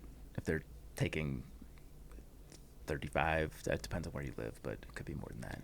I think I would take the safe $1 million, which I hate to say. I would take the safe $1 million because A, that's a lot of money. B, if you were to just like toss it in an index fund and compound interest, it would become a lot of money too. And like $1 billion is like there's nothing reasonable I could do with $1 billion. Yeah. $1 million plus some compound interest, I'd be set. I'd be good. I could safely withdraw some every year and live a soft life and be very happy. And when you have $1 billion, that's like, what are you going to do with all that? And then you start to feel, okay, I thought about this a lot. Then you start to feel a lot of guilt because it's too much for one person. So then what do you do with it? And then is that the best choice for what to do with it? Where are you going to donate some of it to? Or how are you going to spend it, and the morality around all of that? Versus if it's just a clean $1 million and it's good for my life and my little family, there's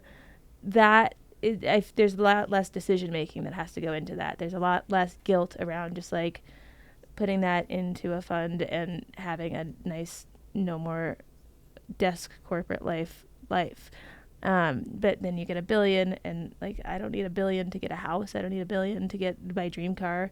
I don't need $1 billion to take a bunch of trips and travel.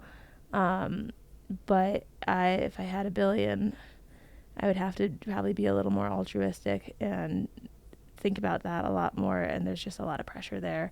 And on the other side, I could just also flip a coin and get fucking nothing. So I think that $1 million is less stressful and also enough. Yeah. I think you hit on all of my reasons. Ultimately, I'd probably choose the $1 million also. The big one of being like, if you flip the coin and don't get it and you passed up $1 million. What a dummy. That's like, that you got PTSD right there. Well, that's like the people on Beast Games that like don't take the money and they're not going to get eliminated. Like, you're playing a game. This is a game show. It is a game. You're going on there to compete for money and you're going to turn down the money. I remember thinking that watching like Deal or No Deal back in the day, like they would open the thing and you decide if you're gonna take the money or not. I'd be like, yes, every time. It'd be like $40. I'd be like, yes, to give me the money. But yeah, it'd be hard to live with yourself if you said no. But also, to your point, like $1 billion, you're in God mode. That's no longer like fun life. You don't have to work for anything. No. Like you erase the thought of like having to work. I mean, like you could definitely still find purpose. It's just like I don't know. There's something about. And I'm sure there's a lot of people that could retire with $1 million also. Thru-hikers could. Yeah. I also I don't know if I want friends that are in that $1 billion friend range. It definitely changes the whole dynamic. Of like, you have to join the Illuminati.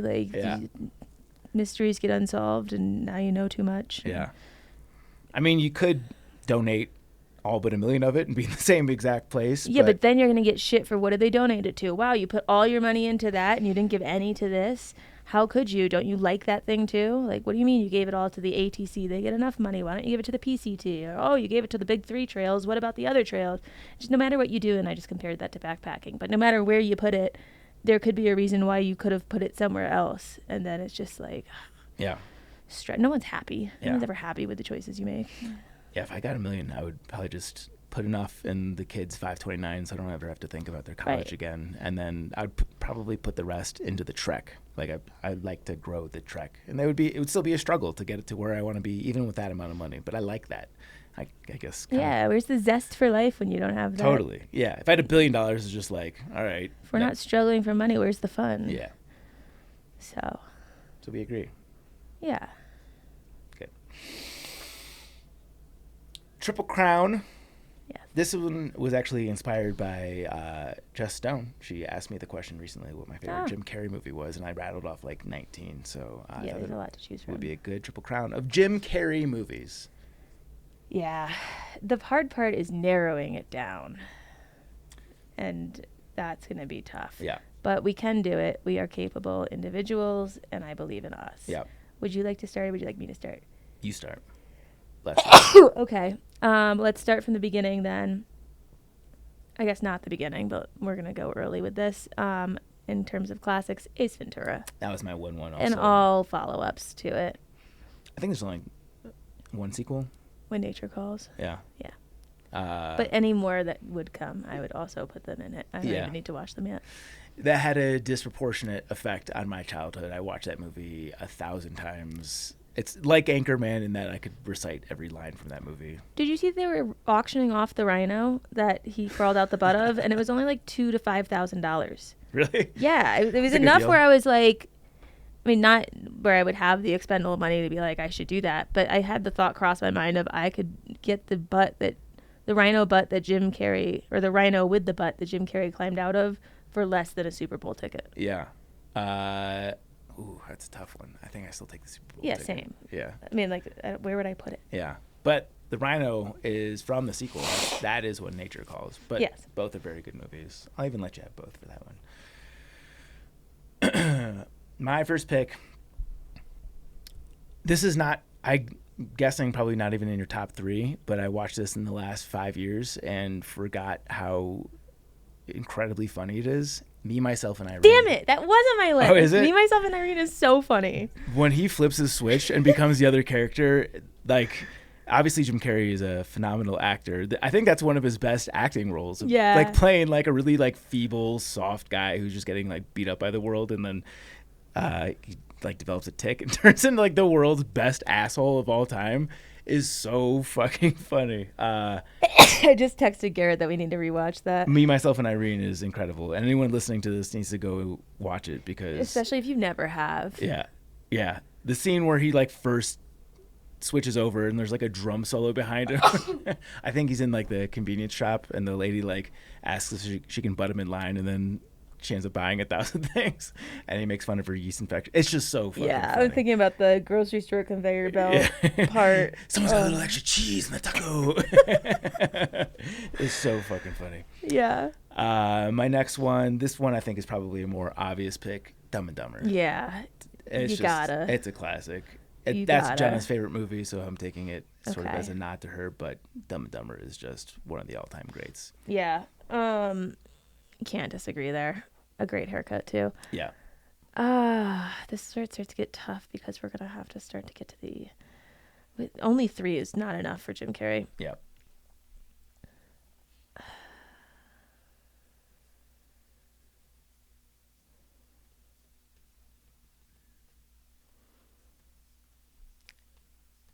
The Cable Guy.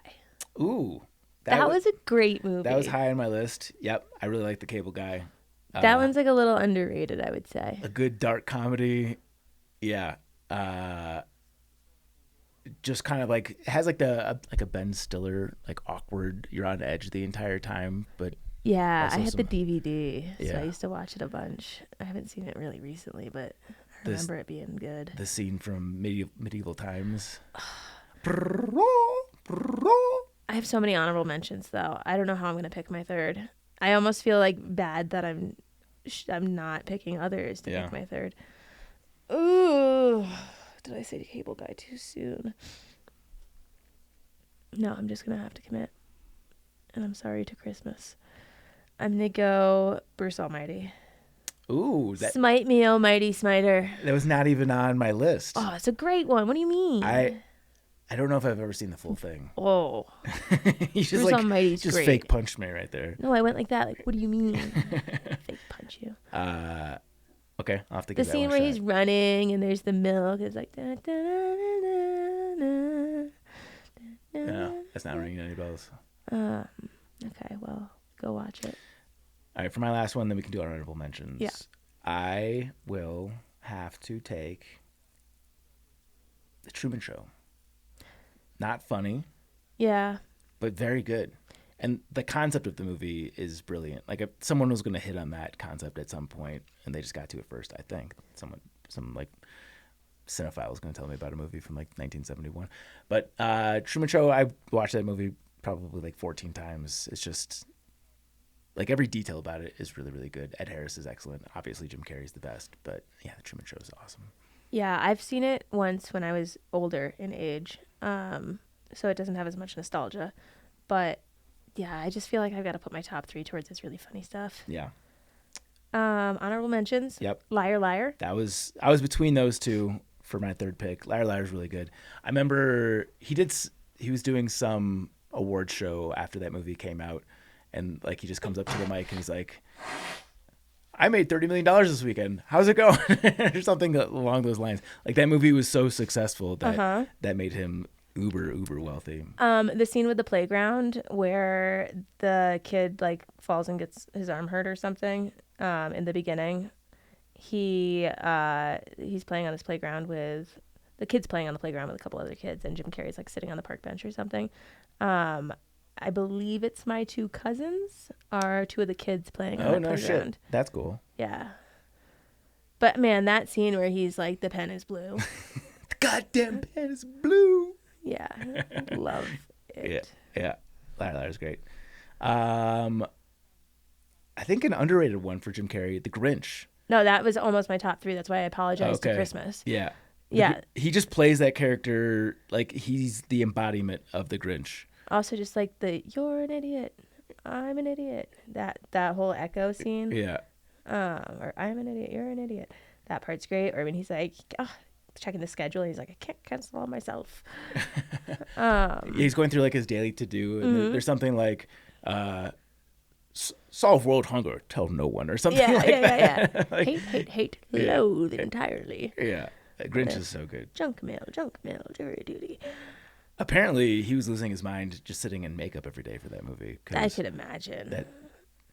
I was losing my mind having a fake mustache on for one Guy Stuff episode. I can't imagine having just goo all over your face. Yeah. Yeah, that is a great movie. Let's see. Gotta go with The Mask. I feel like that was... Yeah, I was going to say that one, but it's been so long. I'm sure if I rewatched it, it'd be like, this is pretty corny. I don't know if I can do it, but... Yeah. Just in terms of what it was at the time, like that was the ultimate blockbuster. I think that was his first movie after Ace Ventura, so like it was. His stock was so high. Both were 94. Okay. Series of Unfortunate Events was good, but not great. That's more of my beef with the books and how every book is just a repeat of the same plot with a different flavor. Christmas Carol was good. Eternal Sunshine for the Spotless Mind. It's fine. Another not funny movie, but I want the funny stuff. Yeah. Yeah, I think that's the majority of it. That's my list too. Good stuff. Someone Love him. Can email us and let us know what we got wrong. Mailbag. Swipey on my computer's not working. Okay, mailbag. Hi, Zach and Chauncey. I've been listening for several years and enjoy the show. I'm section. Is it weird when someone calls you Chauncey? Yeah, I was thinking that in my brain. I wasn't going to say it, but hi. I'm section hiking the North Country Trail. I've got just 2,000 miles done in 20 plus years of a 4,800 mile trail. At 62 years old, I won't be doing super long hikes, but hoping for 300 new miles on the NCT in 2026. Saw this attached sign the attached street sign in Toledo, Ohio today. Thought you two gingers would love it. Doug, a.k.a. Mousewater. And it is a photo of a street sign that says Ginger Trail. And it's a selfie of him smiling while pointing at it, which is really cute. Oh, I like that. We should, if you guys send us a mailbag, bonus points if you include a selfie or something so that we can see who we're talking to. 'Cause that's fun. I like that. We should definitely get a Ginger Trail street sign in here somewhere also. Oh my God, yeah. That would be perfect studio decor. There was, in high school, my psychiatrist that I would have to drive to, one of the streets leading towards her street was Chauncey something. And it took everything in my little high school brain to not go back there late at night with a wrench and just take that sucker down. Yeah. So, yeah, Ginger Trail. We need it. I'm surprised you don't like big dicks. Why would you do that? That was loud. That was really loud and not at all relevant. Oh, that's a deleted scene. I'm surprised you don't like big dicks. What was that from? You could probably guess. I was talking to someone about big penises. We'll say it's a recent episode. Oh. What an interesting part to clip, but out of context, yeah, that one's a bit cringe. I have to play the sound effects because I paid for the premium version, so I need to make it a tax write-off. Someone wrote to us and said they liked it, so it's fine. Just do it quickly. The bigger, the better. Mm-hmm. Like, I want this thing to fucking slap against me when I'm walking fast down a hill. What is wrong with me? Listen, I've had the cops called on me for sleeping outside a gas station because I had such explosive shits. That's true. They wanted me to go to a homeless shelter. Did it get in your vajay?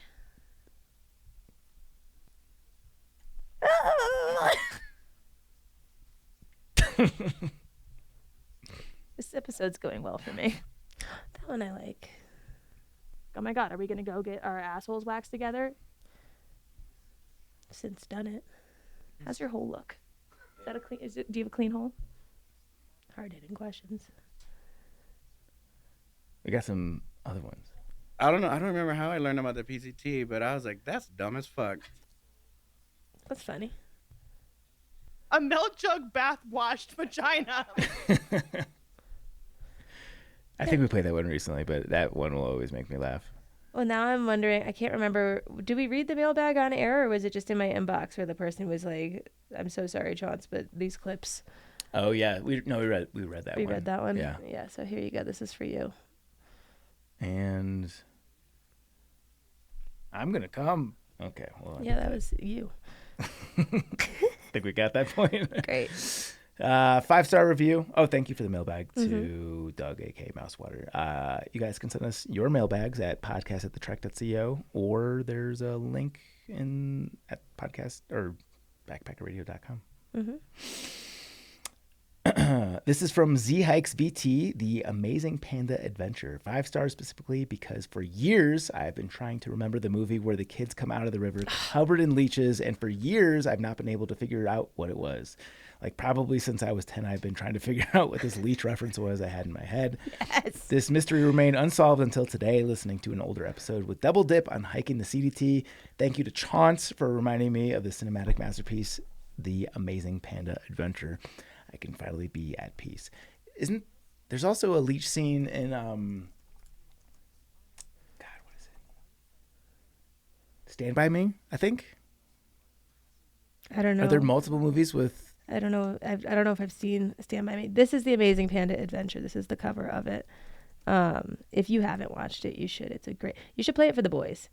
Oh no, I don't want to click something that makes noise. Stop it. This is the scene that, like, I just remember having anxiety, and looking at it gives me anxiety. They're running across this, like, bamboo shaky bridge, and the poachers are after them. Oh my God, it's crazy.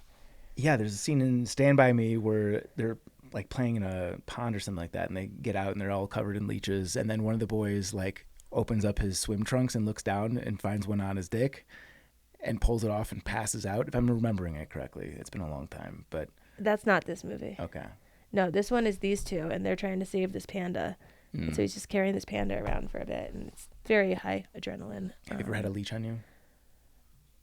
On the AT, I believe there was like 1 or 2 tiny ones after a water crossing that I took my shoes off for, like just between my toes. But they weren't like latched on mid-suck. They just were They were about to get to business. Yeah, they were getting ready for the meal, so they got them off. But I hate that. I wonder And they were small. Yeah, I Super wonder small. how painful, like a leech that is attached, like removing that is. I would guess very. How painful. Yeah, you look that up. I'll finish the rest of this. But real talk, this show is so fun. It fills the hiking void when I'm stuck at work, giving me hours of fun research to do for trails I might never hike. Seriously, your recent episode on shorter through hikes has made my to be hiked list obscenely long. RIP. I'm a through and through New England hiker, and while I love my green and white mountains, I'm excited to venture further afoot one day and see some big peaks out west. Hoping for a long trail through hike in the next year or two in my home state of Vermont. So thanks for keeping me motivated with trail stories in the meantime and for doing all my gear research for me. Thank you so much, Z Hikes VT. I can't believe there's multiple leech movies. I mean, I guess that makes sense, but Yeah, it's like the quicksand of your childhood. You're just Yeah. afraid of it. Removing a latched leech is generally painless because they release an anesthetic upon attachment. You likely won't feel them bite, and removing them properly with a fingernail or by applying salt prevents pain. The main sensation is often itching, redness, or warmth later. Takeaways for removal. This is trail relevant if you get one on trail. Method: gently slide a fingernail, credit card, or blunt object under the mouth to break suction rather than pulling. Alternatively, applying salt or heat causes them to detach on their own. Pain is minimal to none during removal, although the bite may ooze blood for several hours afterwards due to Yuck. natural Fucking yuck. anticoagulants. Aftercare: clean the area with soap and water and apply antiseptic to prevent itching or minor infection. So, leech facts. leech facts. Fucking yuck. Blech. Thank you to Z Hikes VT again. If you guys want to hear your review read on this podcast, head on over to Apple Podcasts and leave us any number of stars. It's not 1, 2, 3, or 4. And screenshot your review, email us, podcast@thetrek.co. We'll send you a sticker. Yes, and if you're on the fence and you're like, someone else will do it, you should do it. Oh, that's actually funny. I sent this sticker out today. I'm now connecting those dots. To this guy? Z stands for Zoe. Ah, Or girl. Zoe. Who knew? Zoe. I read Z Hikes VT and I- I thought Zach is hiking the Lone Trail. That was where my head went to, Yep. except for the fact that literally she emailed today. So, Great. yeah, we'd love to send you guys stickers. Apple Podcasts, 5 stars. Thank you. And you can say anything. Mm-hmm. You can be mean to us. Yeah. To us. Yeah, to us specifically. Yeah. Don't bash our guests to us. Otherwise, it'll be hard to read. Just like feels wrong to invite someone on and then read something making fun of them after. So, in the sake of not doing something that feels dirty inside. Yeah. We should also say you can also be nice to us. Yeah, you could be nice to. I mean, like that's obviously better. But I will. If you're on the fence, go with nice Yeah, I don't love when people aren't nice to me, but I'll suffer through it Yeah. for you. for you. Yeah. Big shout out to today's title sponsor, LMNT. They're the best. We didn't even remove our element packets from the table for this shot. That's okay because we want you to see how amazing all their stuff is. I drink one every single day. I literally just finished my grapefruit, which has been my go-to this week. Mm-hmm. It got me through my 34th birthday. The grapefruit specifically, or No, I've been really hard kicking on the lemonade still, Yeah. but just in general, having them, the preventative bottle before bed is crucial to no hangover, and then a safety bottle in the morning because you're going to be thirsty anyway. It's just night and day how less affected by the negative repercussions of alcohol consumption yeah. you are after it. I recently went like a few days without having any element, and I was still doing the sauna, and I noticed that like I get lightheaded way more if I'm not using element. Again, I could get that with salt, I'm sure, but just nice to have a delicious electrolyte to get you there. Mm-hmm. So Yeah. use our URL drinklmnt.com/trek for a free sample pack, and yeah, include a note saying thank you for supporting your favorite backpacking podcast and Yes. Backpacker Radio. Yeah. Let them know. Be like, wow, I had no idea you guys were a company at all. And then I listened to this podcast specifically and learned so much that I decided to try you. That would be great. Yeah. Super big thank you to our Chuck Norris Award winners. We probably have to acknowledge RIP. Why? Chuck Norris. Oh, yeah. I saw that. Yeah. Do we have to change the name now? No, we just do like an in memorandum, like how Okay. they do at the Oscars or whatever that is. Yeah. So let's have a moment of silence. Okay, back to it. Alex and Misty with Navigators Crafting, Alex Kindle, Andrew, Austin McDaniel, Bill Jensen, Brad Miller from 13 Adventures, Brent Mullins, a.k.a. Cruzy, Brian Alsop, Hey, balls. Carl Lobster Hood, Christopher Marshburn, Clint Sittler, Coach from Marion Outdoors, Eric Casper, The Friendly Ghost. Eric Hoffman, Ethan Harwell Dunn, Jillian Daniels, Greg Knight, Greg Martin, Griffin Hay, Would You Bring Me a Beer, Haley Buckingham, Palace. Jackson Storm, Trooper. Jason Kaiser, Jason the Snail Snailer, Luke Netjes, Maddie in Arizona, Patrick Ciancialo, Randy Sutherland, Rebecca Braveheart, World Juror, Sawyer Products, the St. Louis Shaman, Timothy Hahn, Solo. and Tracy Trigger. Thanks to our guy, this is like the third episode in a row. I can't even say Polly's Do you name. even like him? Polly. I'm just doing this so I can give you an extra shout out. Yeah. And give commentary on how I can't say words. Thanks to Polly at Old Man Murph's Coffee Roasters. Go to ommcr.com. Get yourself some delicious beans. You can follow us on social at Backpacker Radio on Instagram and TikTok and on Threads. Yeah. I don't know if we're on X anymore. I mean, there's an account that exists. No one's actively logged into it. Ghost Town. Facebook.com/Backpacker Radio. You can follow Chance. You can find me on Instagram at Juliana_Chauncey, on YouTube at Juliana Chauncey, and you can get my book Hiking from Home, a long distance hiking guide for family and friends on Polly. Yes, Amazon. Appalachian Trails, Pacific Crest Trails are my books. Chance and I would love a review on Amazon. Yes, please. Subscribe and follow us on Apple Podcasts, Spotify, or wherever you listen to podcasts. Follow us on YouTube. Hi, Internet. We got a good demo of Rascal's cool shorts today. That's a YouTube-worthy moment. It was enough for me to make an impulse purchase. Did you buy it? Yeah. Fuck yeah. I just told you the story about how I sent it to the wrong address. I sent it to Garrett's old address. Yeah. I had to email them immediately. Oops. Yeah. And that is it for today's show.